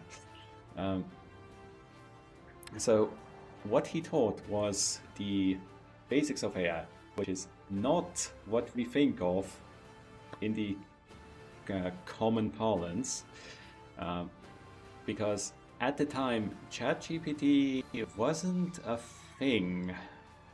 I think this was a few years ago, I think just before ChatGPT went public, right? ChatGPT first release. Oh yeah, it was multiple years before that. So at the time, public perception on AI was still a lot more positive, I'll call it. A lot more positive than it is now. Because the AI revolution, air quotes, had not happened yet. So what we were talking about was, well, are self-driving cars happening? It certainly looked like it. And then sorry, I'm not going to be too negative here, but minigame outro fade out is where we want to be. You know, at the time, people were promising us that within as little as 2 years, there's going to be a lot of self-driving cars on the roads. And then those 2 years came and went, and then 5 years came and went, and I don't think I need to explain to you what the common perception on self-driving cars is like now. It certainly is a cool thing, but it's certainly not coming anytime soon. And AI was similar. So it was this thing that everybody wanted to work on, but the big things had not happened yet. So what we learned was kind of starting from the basics. It was the perceptron is one keyword. Basically, Wampus world is another, where just very formally, how do we even define an AI? Which is, by the big things, it needs sensors, it needs some kind of logic, it needs actuators. So it needs to see the world, it needs arms to interact with the world, or it needs some way to interact with the world, and it needs to process the information that it has into an output. Well, yeah, that's kind of what I'm talking about, because the that was AI in the computer science definition, which is beyond the common definition. It is, it certainly goes beyond these basic AIs, but it is all manners of how computers process information and interact with the world. It's not our fault that ChatGPT took over the world and redefined what AI means. The technical term for ChatGPT, depending on who you ask, if you ask me, it's autocorrect with attitude. The full technical term is predictive. It certainly is a subsection of generative AI, but the point is, so it's the entire field. It then also went to, it did also go into the area of what ChatGPT is, which is, right, it's neural networks, it is, I forgot the specific term, but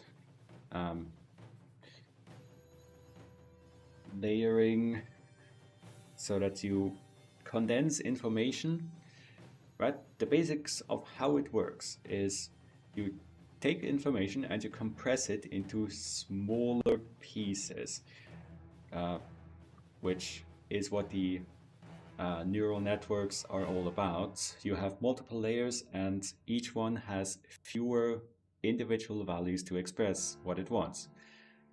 So it needs to compress its information.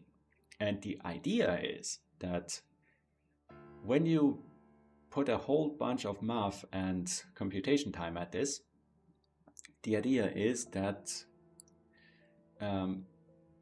through pretty much random chance, or there's a whole bunch of ways to approach this. That was also a big part of our studies. How do you make AIs that are better than pure random chance?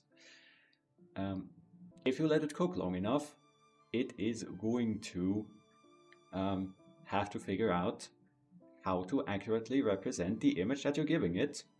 And for instance, just reproduce the same image, but in the meantime, it has to reduce it to like this many numbers, so that it can't just store each individual pixel value and then fully reproduce the image. It has to make features.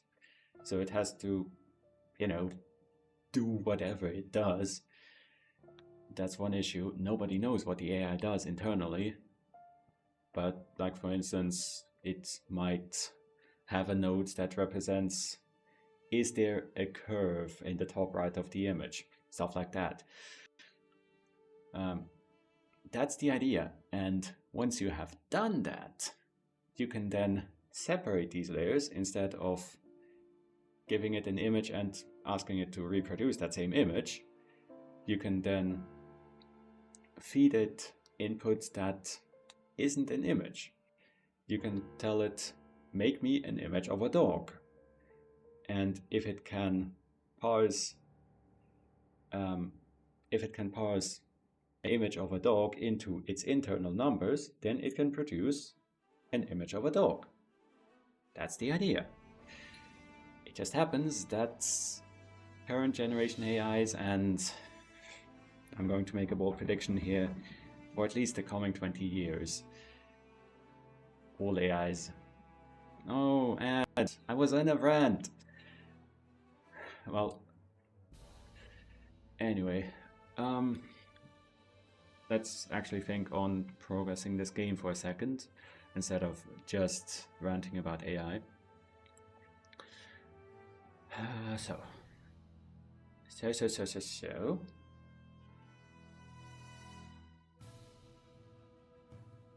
This needs to be in the middle here.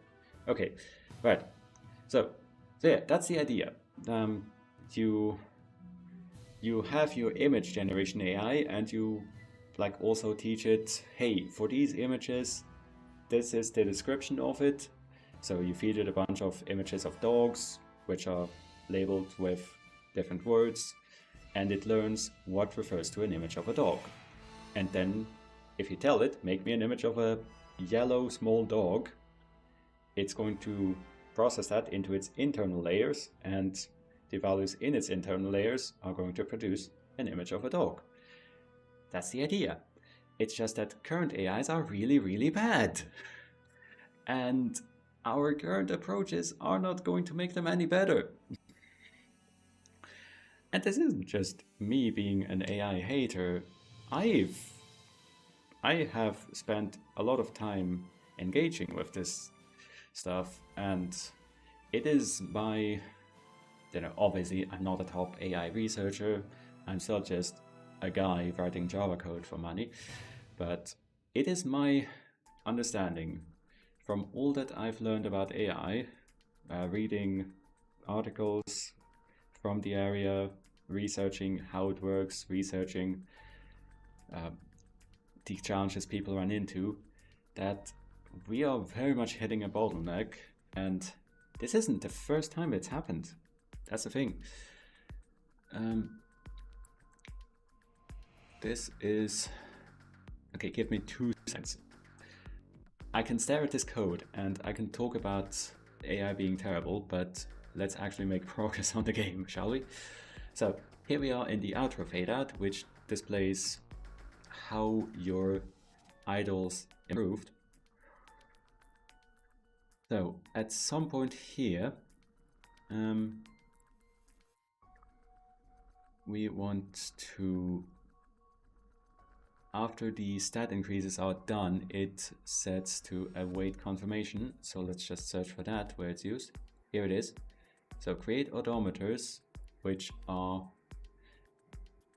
the minor stat gains, are going to go to await confirmation. So we need to, somewhere we need to insert text telling you how many butterflies the band gained. So that means, let's just do that. I mean,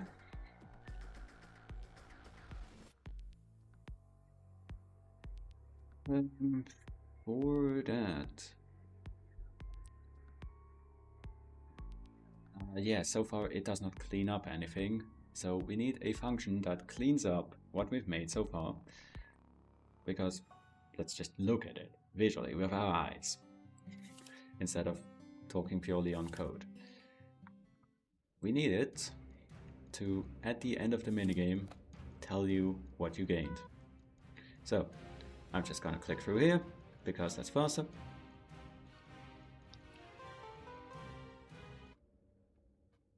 So this is what I'm talking about, this screen, where the idle stat gains are displayed. And on this screen, instead of going straight to click to advance, I would like to display how many butterflies the band gained. There's one problem, which is, even though right now visually there's a lot of space, if we go to a different save, then you'll see there's not quite as much space. But did you know that AI, even in the way we understand it today, isn't that young? Obviously, computer scientists have been talking and working on it since before the term computer scientist existed. And what is really funny to me is that oops, this save isn't configured quite the way I want it to be. What's really funny to me is that they have run into the same issues time after time. Because there are 2 major approaches, right, that you can think of. You may think, well, ChatGPT and its ilk are having problems because they're trying to get it right by pure random chance. That's the idea. So why don't we just tell the AI what is true? We tell it, like, water is wet, the sun is warm, etc. All those kinds of foundations that we know to be true. why don't we do that? And from there, it can infer different stuff. If we tell it the basics of mathematics,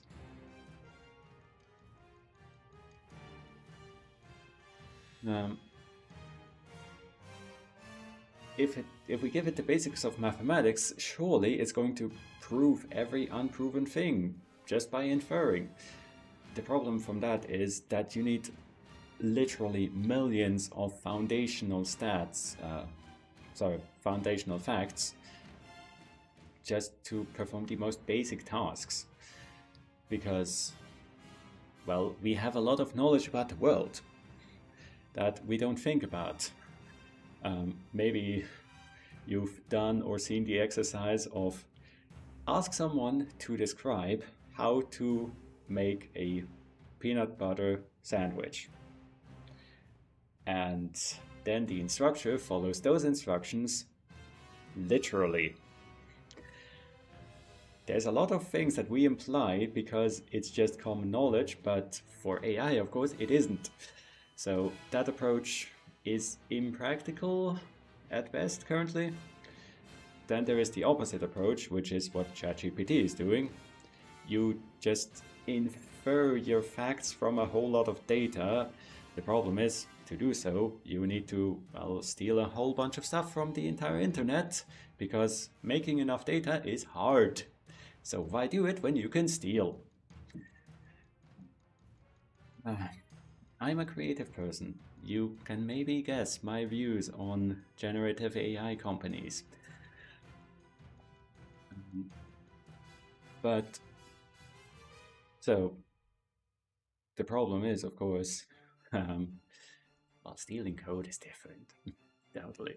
The problem is, of course, that ChatGPT is just randomly guessing. It's, if you're familiar with mathematics, it's like approximating a function, where in the area where you're looking at, you can guess what function might fit a given data set, but once you go outside of that area and you try to predict new data points, your function's going to be way off, because of course it isn't the original function. And, well, like, I don't need to tell you, ChatGPT kind of works where you stick within what it was trained on, but if you go outside of that, it's just gonna do absolutely random stuff, because GPT has no concept of truth. It has no concept of a fact. It only has approximations. It only has guesses that are correct enough that it wasn't punished for being wrong. And that is really bad, because some things are just hard facts. We need an AI that is able to do math, that has a concept that 1 + 1 does equal 2 at all times. Something pushed him over the edge recently. How the hell did so many experts pop up so fast? Very simple. There are a lot of excited people who are willing to give AI companies money. That's really it. That's start and end. It's investment money. They're thieves through and through. But, so, back to Hit Idle. So, this is the screen where I want the butterfly gain to be displayed. You may note there isn't space here. There's just not. Because you can have up to 4 band members plus a helper, and there's just not space. But I have an idea for how to approach this. Before we do that, I do desperately need to take my second midstream break real fast, so I don't actually need to use the restroom currently, which is a first, but I will be taking a quick break, give my voice a little rest. Feel free to do the same, stand up, stretch your legs, do as you like. I'll be right back in a few minutes. See you then.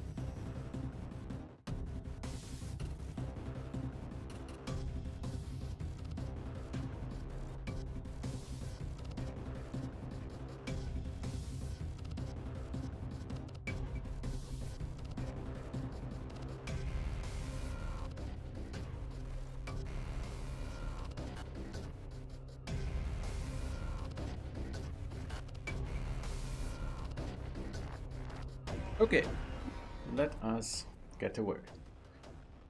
So then, from this screen right here,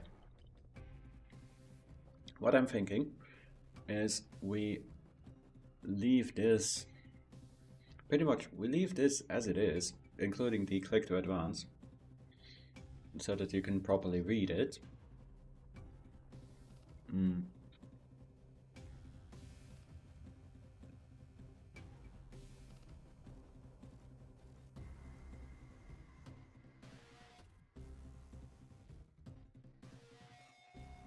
Apologies. Dates are delicious, but they are a little bit sticky.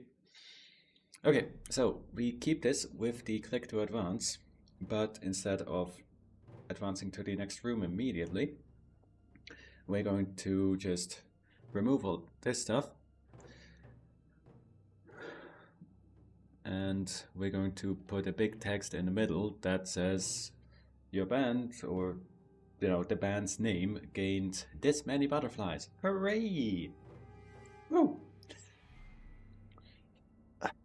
Alternatives. I mean, I don't see too many, because I like this layout as it is. I like the layout. I don't want to spread it out further to make space. Unless we do it just a little bit. That would work.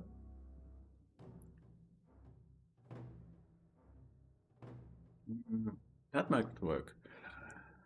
Oh. So, what I'm thinking is we spread this out slightly, very slightly, and we put it just dead center like a square. Let's try that, actually. So, what that's going to mean is, step 1 is I'm going to disable borderless window because it bothers me. I want to be able to click on the X on the window. Next, in the outro fadeout, instead of awaiting confirmation, we need to create butterflies gained indicator, for which this is going to be a super simple thing.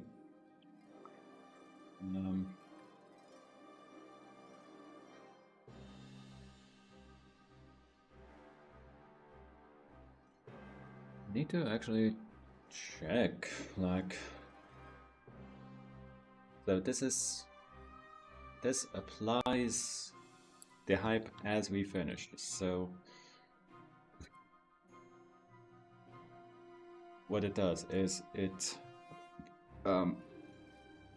calls to the band and it tells it, hey, we've just finished a minigame, and the minigame either was or was not finished, was or was not valid. So it does all this stuff. Naturally, for that to work out, what we're gonna need to do is we are going to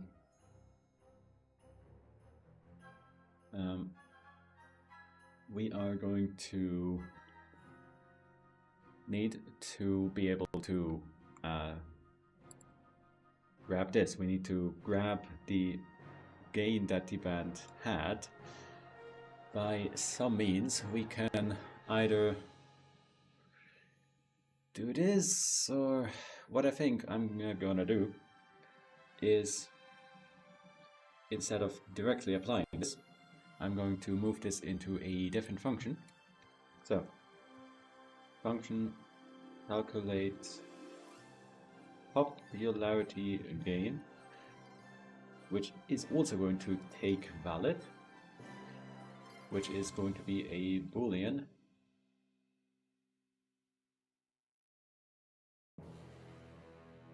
And then we're just gonna grab all this stuff that does not need to be in the main function, put it in here. this is going to mean that we're going to, you know, calculate it twice, but I think that's fine. So, popularity plus equals the popularity gain that we gain in this week with these idols for a valid or not minigame. So,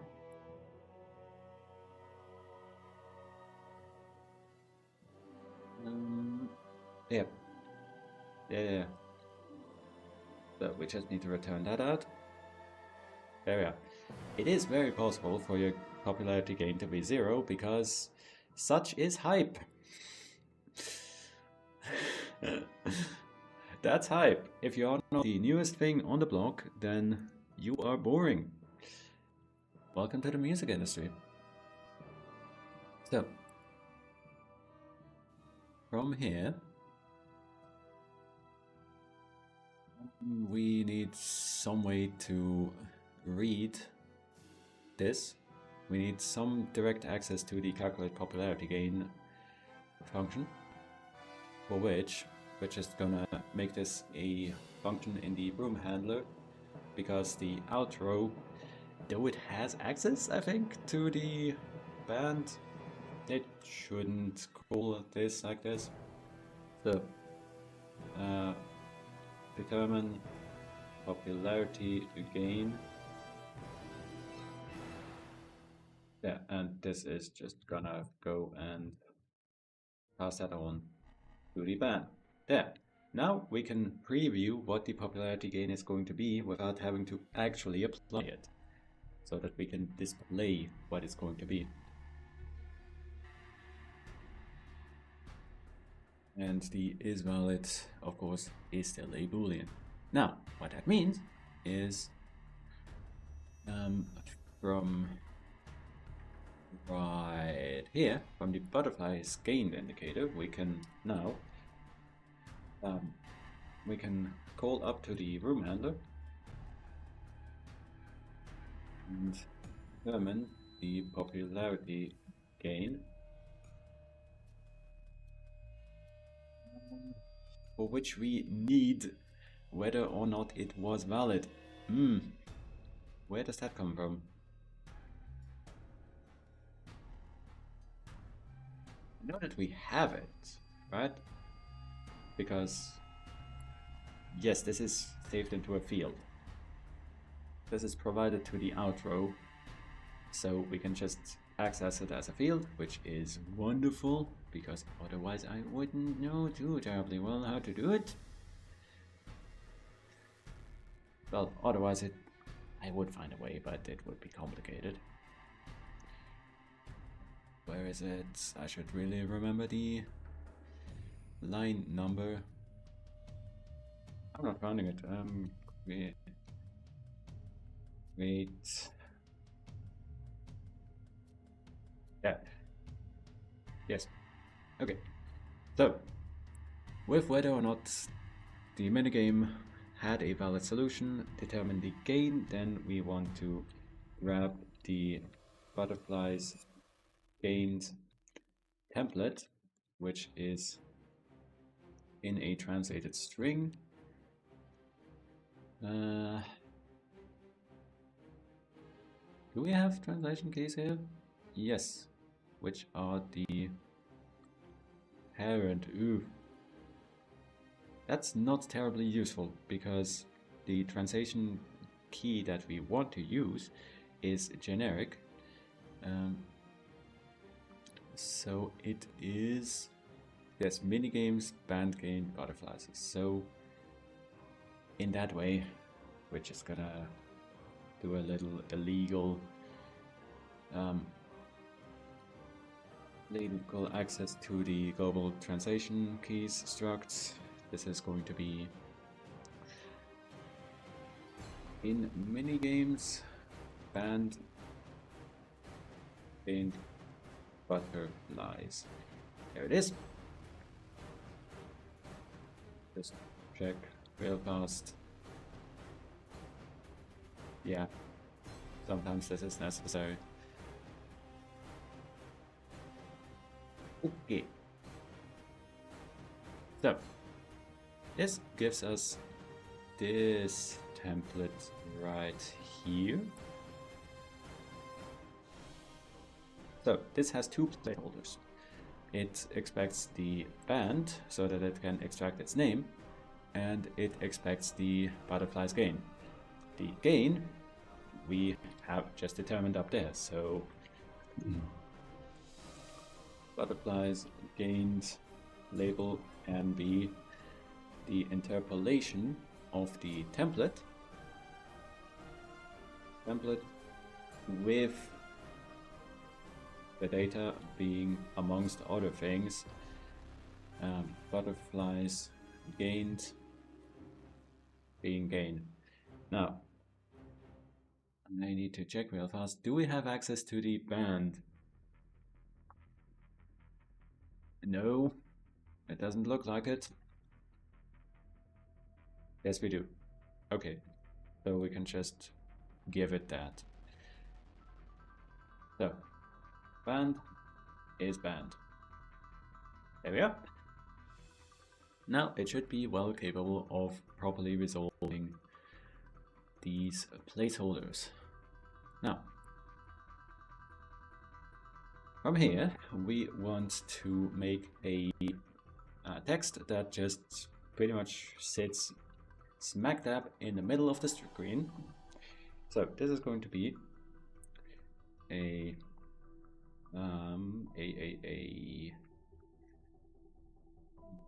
text builder, butterflies gain builder is a new text builder, which uses a large font. I believe we are currently using the general text font for most of what we're doing, so we're gonna go to 24 point, which is larger than the general fonts. Yes, normally on the scene we use 20 point, so I want to try using 24 to make it slightly larger, but not too large, of course. So from that, this can sit. I think it does not need an X or Y offset.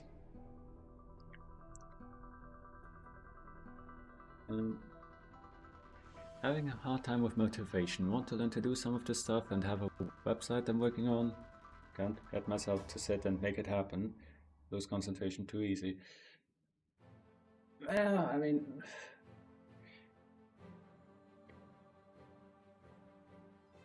partly, of course, I can't solve this for you, but this is very much a problem that I have dealt with many times. So let's talk about that while I configure this. So we want it to be completely centered, so it wants to be centered in both directions, vertically and horizontally. So, motivation. I may or may not have, and the concept not knowing what you're doing, I just don't know where to start, feel like I'm starting in the wrong spot. Dude, there is no wrong spot. Just, this entire game, right? This game, there are hundreds of scripts, there are so many objects, and like, I didn't know half of this when I started. Hell, when I started this game, I had the idea that it wasn't going to feature minigames. It was just going to be the management part where you have photos of idols, you put them into training exercises, then they do those exercises off screen without you. You just need to pick out a thing that you can do, ideally like something that within a few hours at most, you can test it, you can look at it, and have something measurable, even if it's not completely finished yet. But like, if I may quote I need to start running ads during breaks because the way that they run now is bad. But anyway, so with this being horizontally and vertically aligned to become a square, with this being aligned into a square, we need to make it a square, meaning we need to make it fit to a given maximum width, which is, oh no, we also need to set its text to be this text up here that we have just interpolated.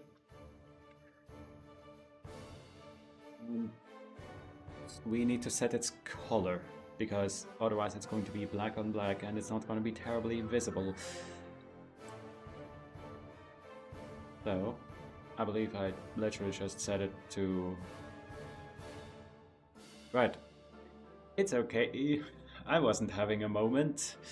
I really need to start running ads on Twitch, like manually during the breaks, but I just don't want to because that creates the trolley problem. If I press the button, then it's me doing it and not Twitch. But as I was just saying, there's no such thing as the wrong place to start. This game is huge, but that's just this many individual steps. You need to pick out some stuff that within a few hours at most, you have something that you can test, you can look at it, and you can evaluate, does this work or do you want something different? Make small testable chunks. If I may quote Thor, his advice for how do I get started with game development: you download Game Maker or your engine of choice, you draw a stick figure, and you Google Game Maker how to make character move. That's it. You make an object for your main character and you figure out how to make that stickman move in an empty room on a white background. Basically, there's no such thing as the wrong place to start. You just start somewhere. Pick out a thing that you can do. Pick out, like, you know, there is a website. There is a Hello World website that you can open locally. Okay, now do you want to make a navigation menu? Do you want to put an image somewhere, even if it's, you know, even if it's just an image of a cat that is displayed on the starting page? That's something that you have to figure out how to do in order to make something more complex. So just make the first thing. Don't know coding, so is it cheating to use ChatGPT? Yeah, is going to be my response to that. I would say don't get dependent on ChatGPT. There are other tools like W3 Schools, I think it's called, is just my absolute favorite resource while I was in college.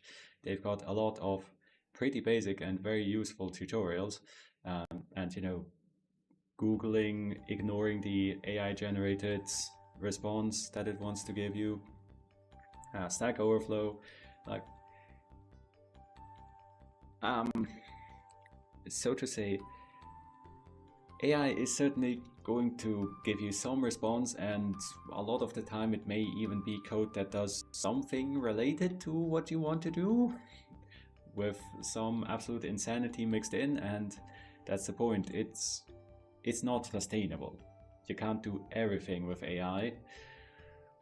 So it is probably better that you try and educate yourself to do it yourself. You can certainly use it for help. I personally don't, because one moment, we need to array push this into the builders array so that it will be properly built. Because I have interacted plenty with generative AI. I don't use it in my own projects. I didn't use it in this, just so we're clear. But I have interacted plenty with it. Like, I've asked it, hey, can you give me a summary of how to properly play Warrior in World of Warcraft? And I asked it about how to play Classic Warrior, for which you'd think that's going to be plenty present in its dataset. You can guess what it gave me. Sure, it gave me stuff that was vaguely correct, but also it showed that it had absolutely no concept of what it was actually talking about. It was just stringing together the most likely words and mixing in random stuff that is true in some versions of the game, but not the one that I asked about, and also stringing together some other stuff that is just complete nonsense. Because again, it does not know a fact. It knows, like, it has a concept of what's probably likely to come next, but you want a specific thing, like either something works in code or it doesn't. In this case, I have forgotten to create the butterflies gained indicator. I need to set this as the callback here. And this is going to break the minigames, but that's okay.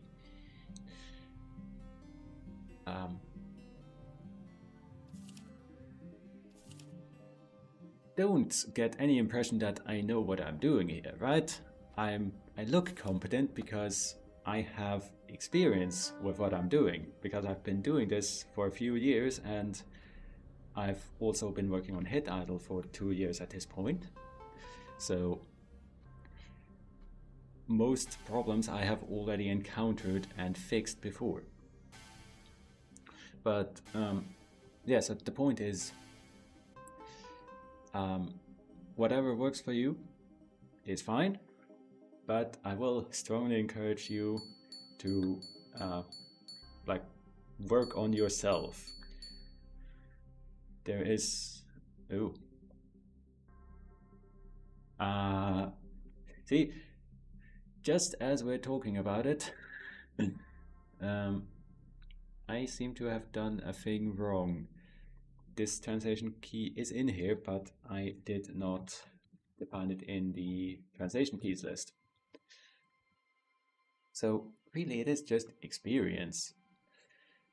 I like to, related to this point, I like to quote, when people are born, they don't know a whole lot of things, right? In fact, one might even say, we just kind of hope that you come out with the information of how to breathe wired into your brain and such things. And that's the common starting point. Everything since then, which are very complex, very elaborate things, you have learned. And I like to think of that especially when comparing to, you know, there are many people in this world who are more competent than I in certain areas, because everyone's got their thing. And if you, let's say you compare yourself to, I'm trying to make a sports analogy, if you compare yourself to the greatest football player in the world, like, sure, you're probably not, that's maybe a bad example. If you compare yourself to one of the greatest musicians or artists or whatever in the world, like, everything they can do, they have learned. So if they can, there is absolutely no reason why you couldn't. And just like me, like 10 years ago, I had a vague concept of code. I had very basically, I had played with code a little bit, but I was nowhere near the level that I'm now. So it's all learned, it's all acquired. So, what see we here?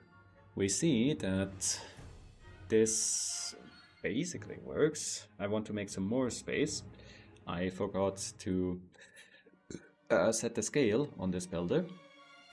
Also, the gain is not being returned. Wish you could find someone here making something in Pygame. I mean, that might be an option. Personally, what I would do is just, like, go to Google, oops, Pygame tutorial. Yeah, there's a page on Geeks for Geeks. That's usually a pretty good source. So that's going to be a whole lot of reading.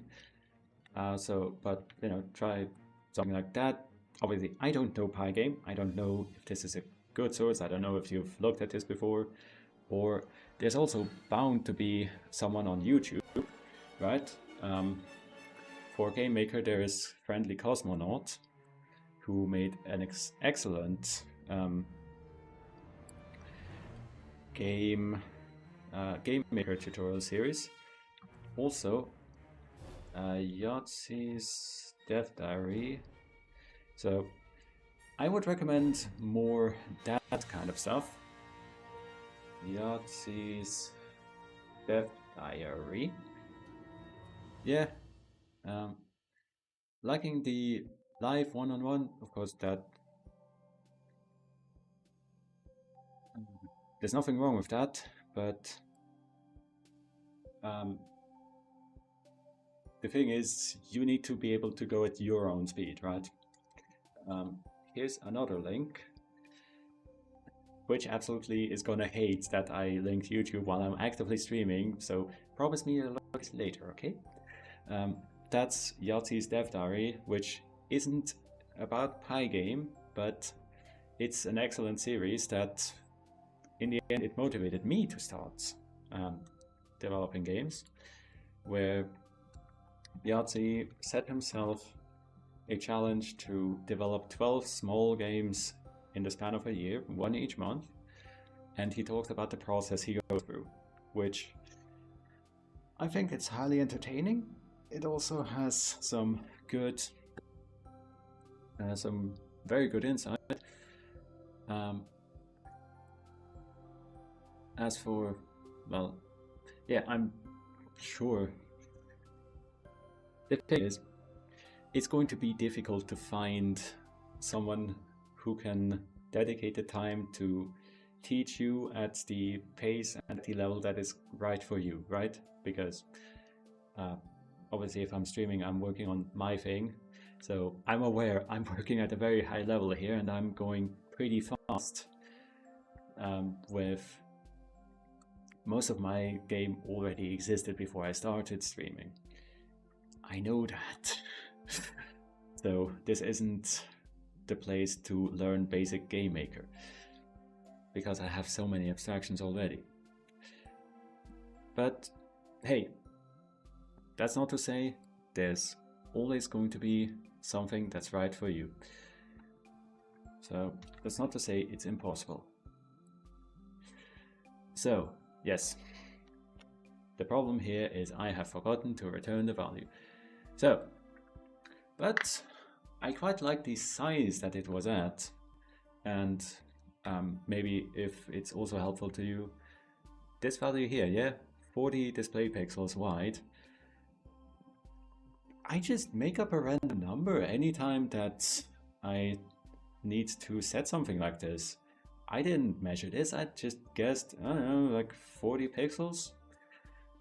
It turns out that it quite works out, but just something. Take a guess and see how it works. See if it works for you. So I've just increased the space between the odometers, which may be too much. It probably is too much, because 20 pixels more space is going to probably make the hearts burst off the screen. In fact, it was kind of tight previously.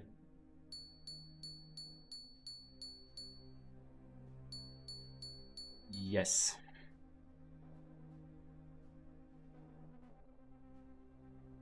Also, that's funny. It splits inside the word. So this needs slightly more space. Right? It's gonna need slightly more space than that. Just experiment, try something, iterate. So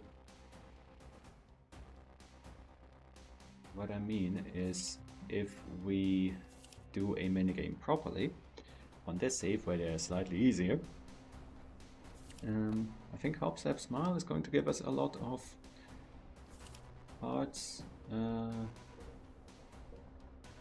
Wink on an even beat, and then we need to use Step Away and Clap equally.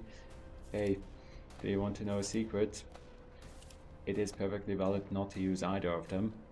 I even call this out. Using neither is fine. Also, you don't need to actually fill the dance routine. The game doesn't bother validating that.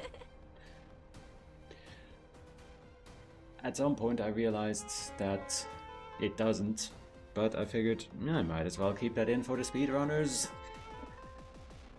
Otherwise, like, I'd have to write it down somewhere that you need to fill out the requirement, that you need to fill out the code, and so that's weird. Isn't that super weird? Like, how big does it need to be? We can fix that. We can figure that out.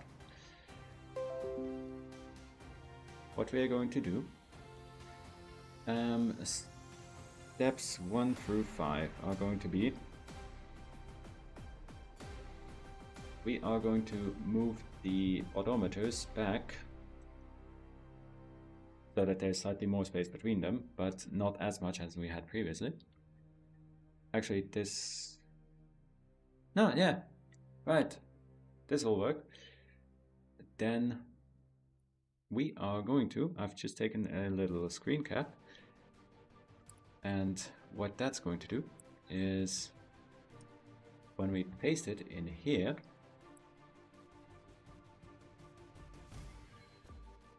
we can turn on the grids on a,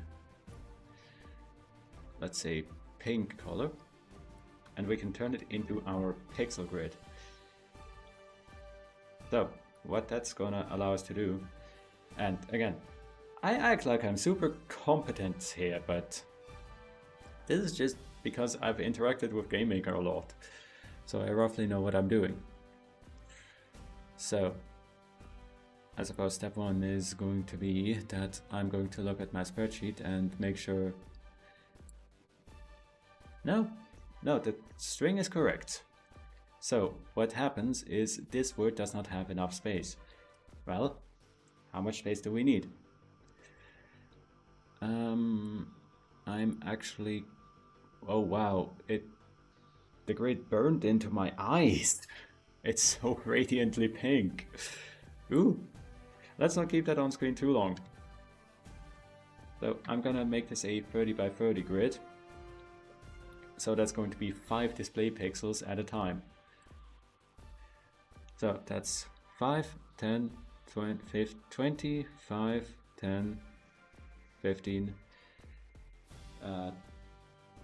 and some plus probably like... So that needs 40 display pixels comfortably. So let us do just that. We are already at 40 display pixels, but I suppose 50. Yeah, there should be space for that. Let's see how that looks. Put that in there.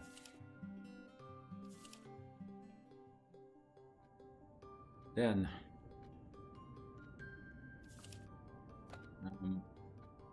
when that displays properly, what I still need to do, I need to do more clap than snap.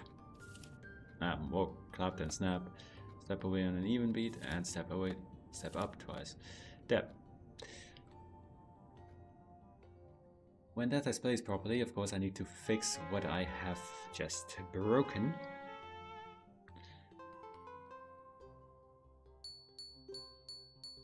And what I have just broken is that well, first off, this does not fade in, and secondly, you can't escape the screen anymore because it does not go to awaiting confirmation. So,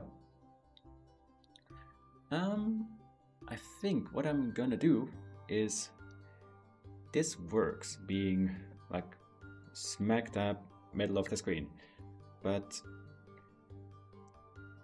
I think it would be cuter, in fact, what I'm thinking, don't think silently, Toraka, speak it out. What I'm thinking is, this looks slightly awkward because it is sized and positioned so that there is space for 5 idols. But we don't need that space right now, right? We don't need it. Right now we've only got 3 idols. So, what I think I want to do is, I want to position these text elements so that they are always centered around the middle of the screen. So, isn't that easier said than done?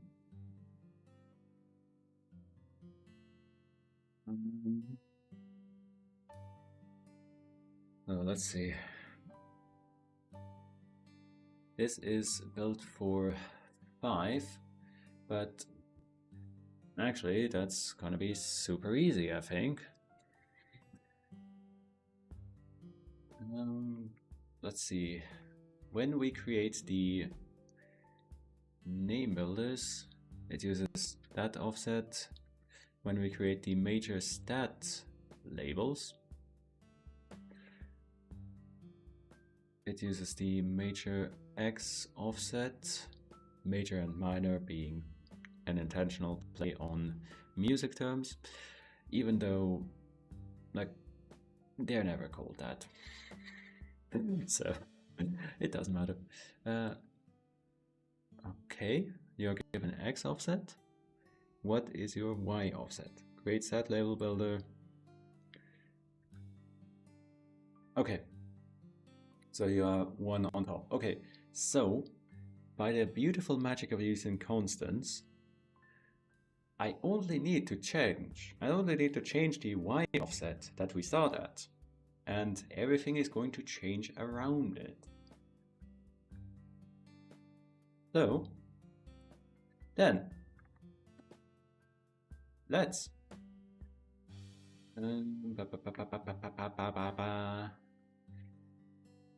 this should be rather simple because the value that I have right now of -2 builders Y distance from the middle of the screen, this is fit for 5 band members.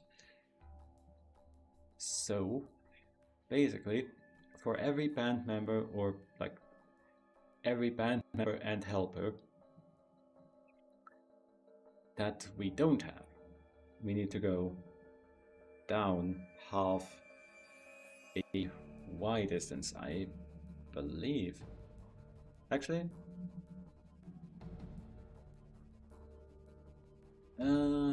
yes, because right now, yeah, if we have 3 members, then there are effectively going to be 4 lines. And if I want these to be centered on the screen, then what I want, just gonna spam through this real fast. Yes, thank you. I don't really pay attention to that right now. So, write this. This is 4 lines and we want this to be centered on the screen, which means the center from which these go out should be the middle of the screen, because we want two of them to go up and we want two of them to go down from there. Makes sense to me. And so if we want to add additional rows for each one, don't we want the start to be off by half? Because if we have 4 band members, then we have 5 rows, which means we would want Jade's row here. We want her to be exactly in the middle of the screen. That adds up to me. I mean, I'm certainly just gonna try it, and if it's the wrong number, then we'll see. It's but yes, when you have 5 rows, the middle row becomes the exact middle. When you have 4 rows, the middle lies between 2 of them. So what that adds up to is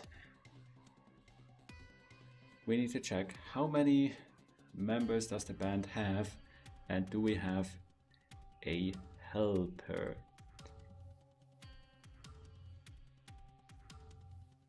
Yes. So for that we are going to need to move this code up so that we have access to it, so that we have access to the band. So var number of rows equals the length of the band's members plus 1, because there's also going to be the label at the top, and if there is a helper, there's going to be an additional row. So that means this is going to be a number between 4 and 6. If it is 4, then we want the offset to be 0. And if it is 6, then we want the offset to be -1 times builder distance. So for that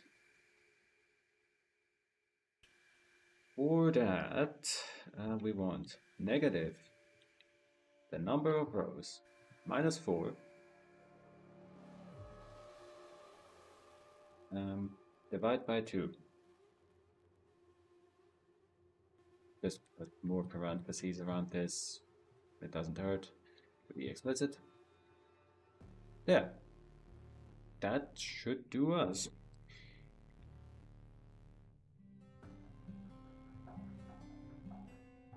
And if you take anything away from this stream, well, let it be that chase your dreams, man. Chase your dreams. There is always some way to make it happen. The second thing that you should take away from this stream is use constants, use functions. Do not duplicate your code, because if you do that consistently, then you can use this kind of magic and crash the game. I got game makered. Right. Of course, I tried to create the array length of band get members plus 1, which is illegal. You're not allowed to add to an array reference. That makes no sense. What is this? C? Instead, I need to take the array length and then add 1. Okay, let's see this. Looks horrible. Okay, but you know, the basic of it is there. So, okay. Hey. So, what went from evidently I had gotten my numbers right the first time, which is when we have five members, we have 4 members plus a helper, we want this to be -2, not -1. So, let's do that. So, this is going to be at 6, this is 4 divided by 2 becomes -2. Okay.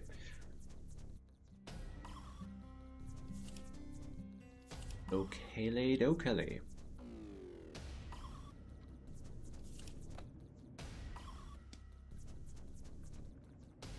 I'm even going to solve this properly. Look. Oh, that is not supposed to happen. Oh. Found an issue. Do you see it?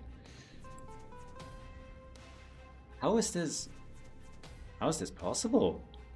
I must have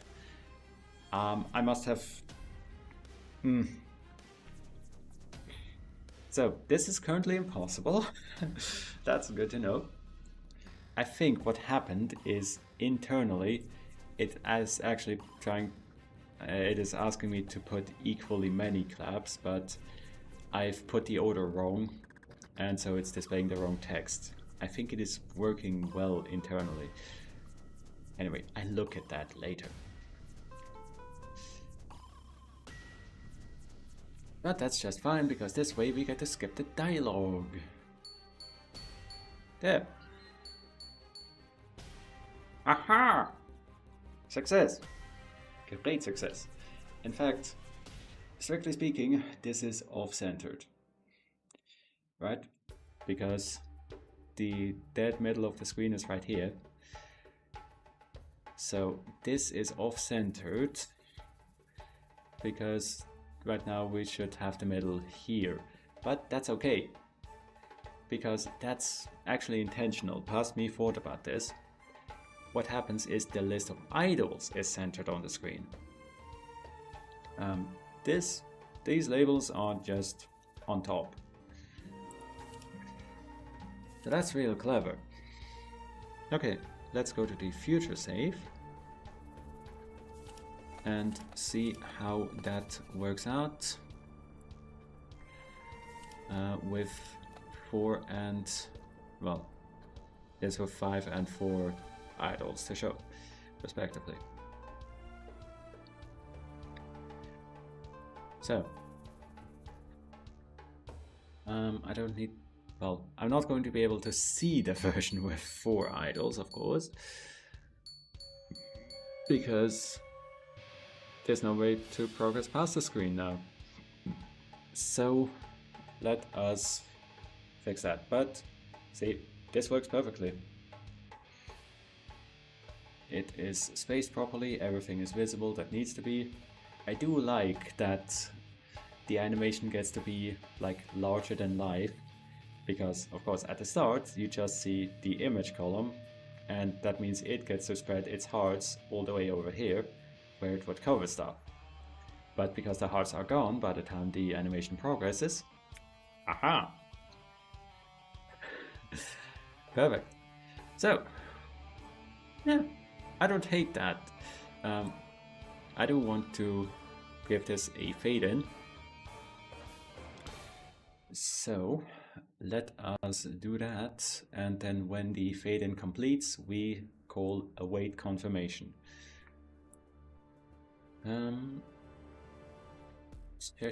Show. That means, well, right now there is no fade in this, but I mean that's okay. There is a time existed stat, and pretty sure. Let me search for it real fast. Time existed. Don't we? Yes, we also track when the fade-in completed, so this step event is more than a little bit of a mess. But hey, the basic idea is this. We track when did we start showing the butterflies gained, and And then set the alpha of the butterflies gained builder to equal to the proportion of the fade time that we want. So, step 1. I need to change how the butterflies gained builder is displayed, or rather that it is saved. There. Change it from a bar to a field.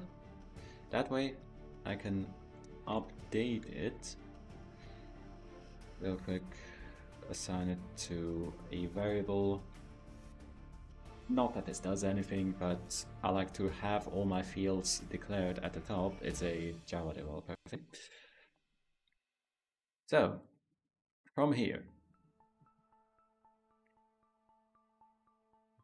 we need to, when we create this, I'm thence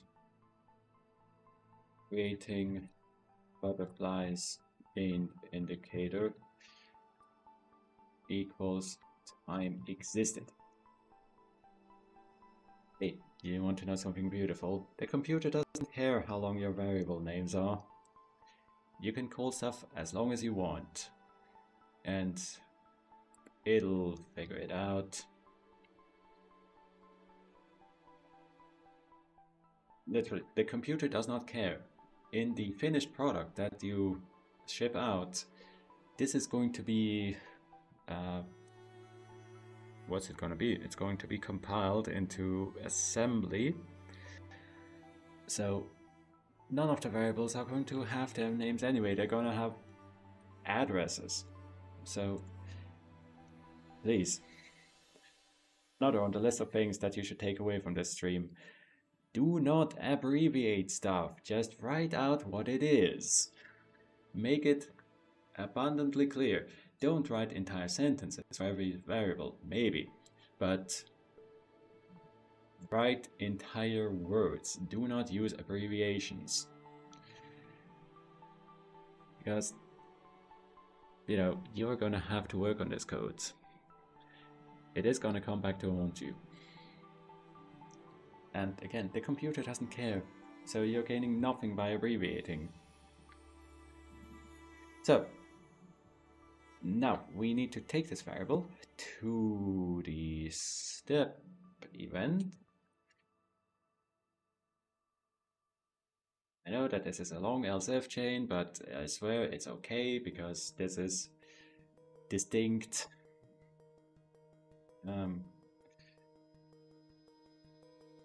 This is distinct steps in the animation. So showing butterflies gained. I need to make another variable for that.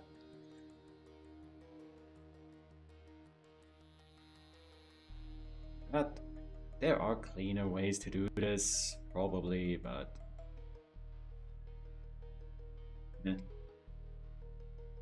showing butterflies gained is false.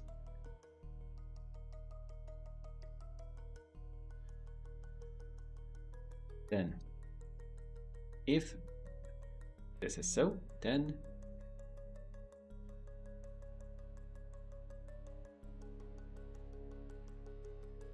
I'm just a little puzzled right here.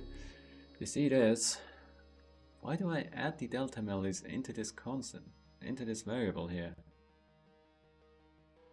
Ah, this is time since awaiting confirmation. I see. I see. Right. That's backwards from what I was trying to do. Okay. But that does make a lot more sense. So, add the delta time, which is the time that passed between frames. The game is going to run at a steady 60 frames per second, but that does not mean the time between frames is constant because of how computers work. You've only got, well, I'd say you've only got the one CPU. It has several cores that can do different jobs, but you know, basically the time between frames is not constant, which for most things that does not matter. But if you are doing a physics simulation, or you are, let's say, you are playing a music piece where it is very, very important that you put each beat a fixed length of time between them. There it does matter, so you can extract the delta time in GameMaker. By default it is in microseconds. I have a little function that expresses it in milliseconds.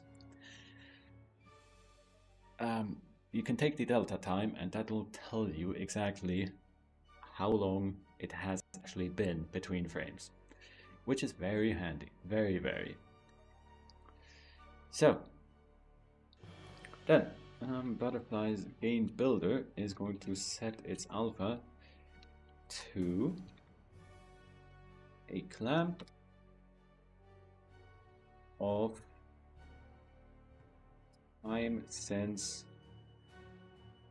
creating this indicator divided by the fade-in time. Yeah, that's that. Now we are going to need something more. This is actually going to live right here, because when the fade-in completes, so I'm just gonna grab this code out of here, put this in the variable, Butterfly's gains alpha is that, put it back in, because I want to ask, hey, are we done with the fade? So if Butterfly's gained, underscore Butterfly's gained alpha is 1, so if we're done with the fade, then we want to call await confirmation so that we go forward again. Okay, one more thing to do, which is I want the builder to start at 0 alpha. It would update, but it may flash up for a single frame, so it is cleaner to just start it invisible, since it's supposed to be invisible and become visible over time, like so. At which point in the method chain do I call this? At the very end. Excellent. So this is going to start with set alpha to 0. Okay. Give that a whirl. See if we have managed to unbreak the minigame fade out. I'm feeling this safe here.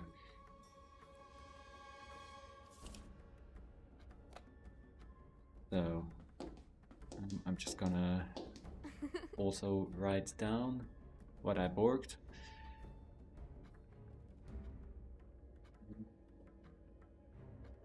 More step than step requirement, and generate same step in HSS exclamation point.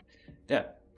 That's another entry on the to-do list, but you know, we started the day with about 20 entries and there's maybe 10 left. So yeah, I'm feeling confident that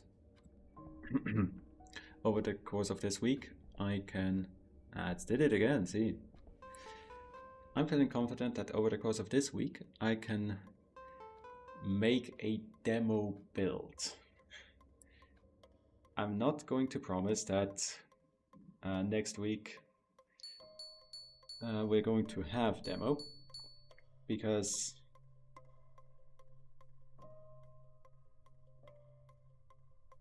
I know what's wrong. I'm not going to promise a demo this week or this weekend, anything like that. It's done when it's done. But what I will be able to do is create a release candidate. Basically, I'm gonna make a build that I'm then gonna ship off to the testers again, and I'm gonna playtest it myself, maybe on stream. And if it's good, if there's no issues with it, then it can go out into the world.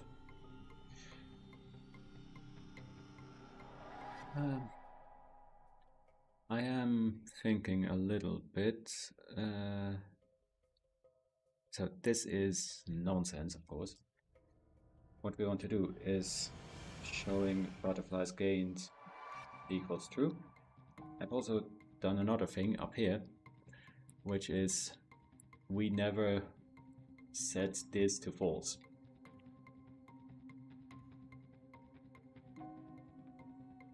So it will never drop through into this else, because it would only do this if this condition is not true. But if we don't reset it, it's never gonna be false. Yeah, I'll make a release candidate, and maybe that then gets to go out. I certainly don't see why not. What I am thinking is, I could have played this more aggressively. I could have started.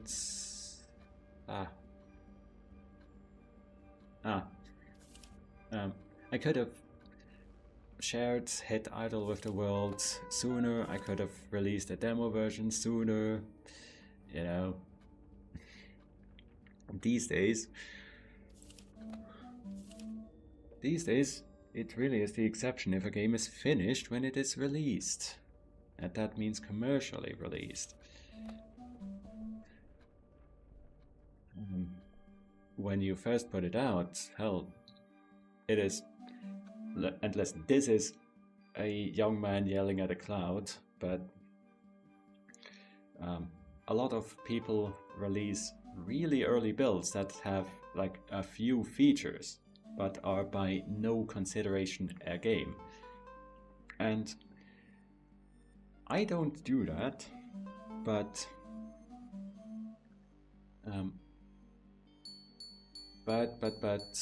that is valid, of course, because I have a relatively wide social net. Look at that! Isn't that amazing? That's great! So, I have the resources to get feedback on my game anyway, but of course, sometimes you just have to put out what it is initially and then get involved with people and get feedback that way. So it is very legitimate, it's just not something that I am interested in doing. So, but that's that. I am not going to click to advance here, because I don't wanna, because I don't want to progress the save. So, what's going to happen out of here? We can... Hey, Kylosaur! What's up, my guy? How's life? I have just... I don't know how long you've been here, or if you just got here, but I've just added a beautiful little animation. Look, let's just copy this save so that we can mess with it without actually losing it. Let's go to line rehearsal. Just made a cutesy little animation for the butterflies that you gain. I need to think about this one in line rehearsal.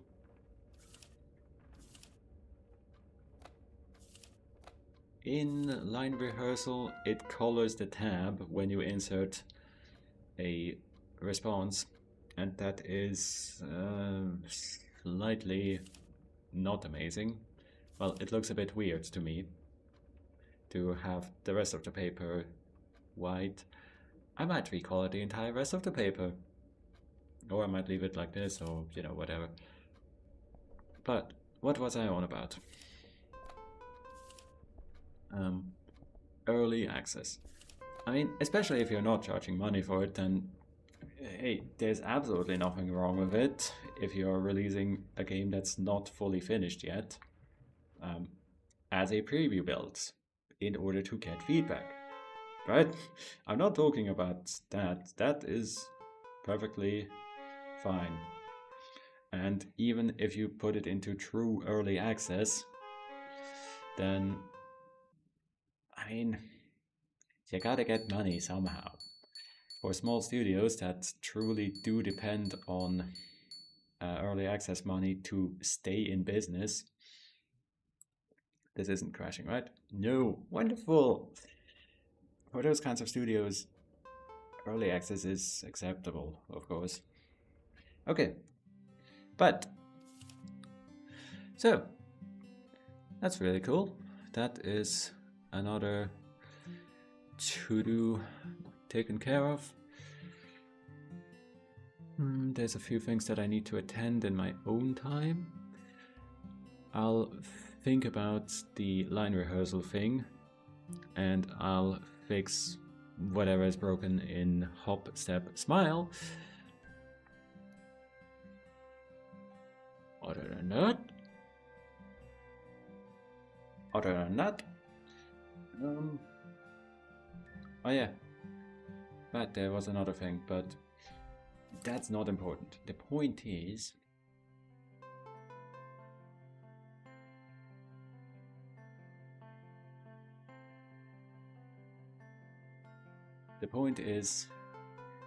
very, very soon, hopefully,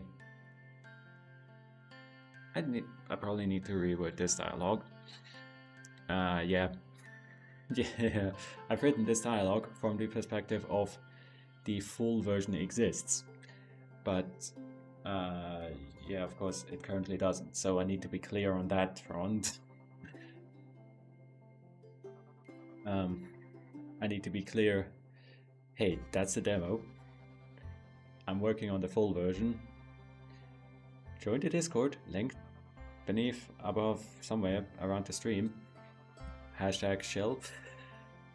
Look at the HIO page, which currently does not exist yet, but I'll work on putting that up. And then you can find the full version as it comes out. But as for right now, as for this exact second, that is going to be it for me today. Thank you all so much for hanging out, watching, chatting, whatever it is you do. I need to grab lunch. I'll be, of course, as always, live again next week, Friday, Saturday, Sunday, 9 AM Central European Time till 1 PM. So 4 hours before now to now in your local time. Twitch should have localized times underneath the stream. Would certainly appreciate it if you feel like checking by again. Now, as for...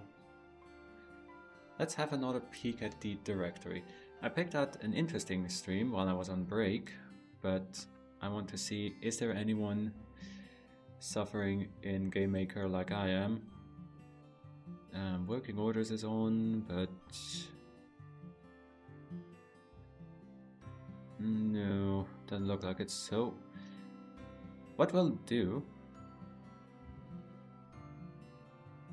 is we will go to this channel of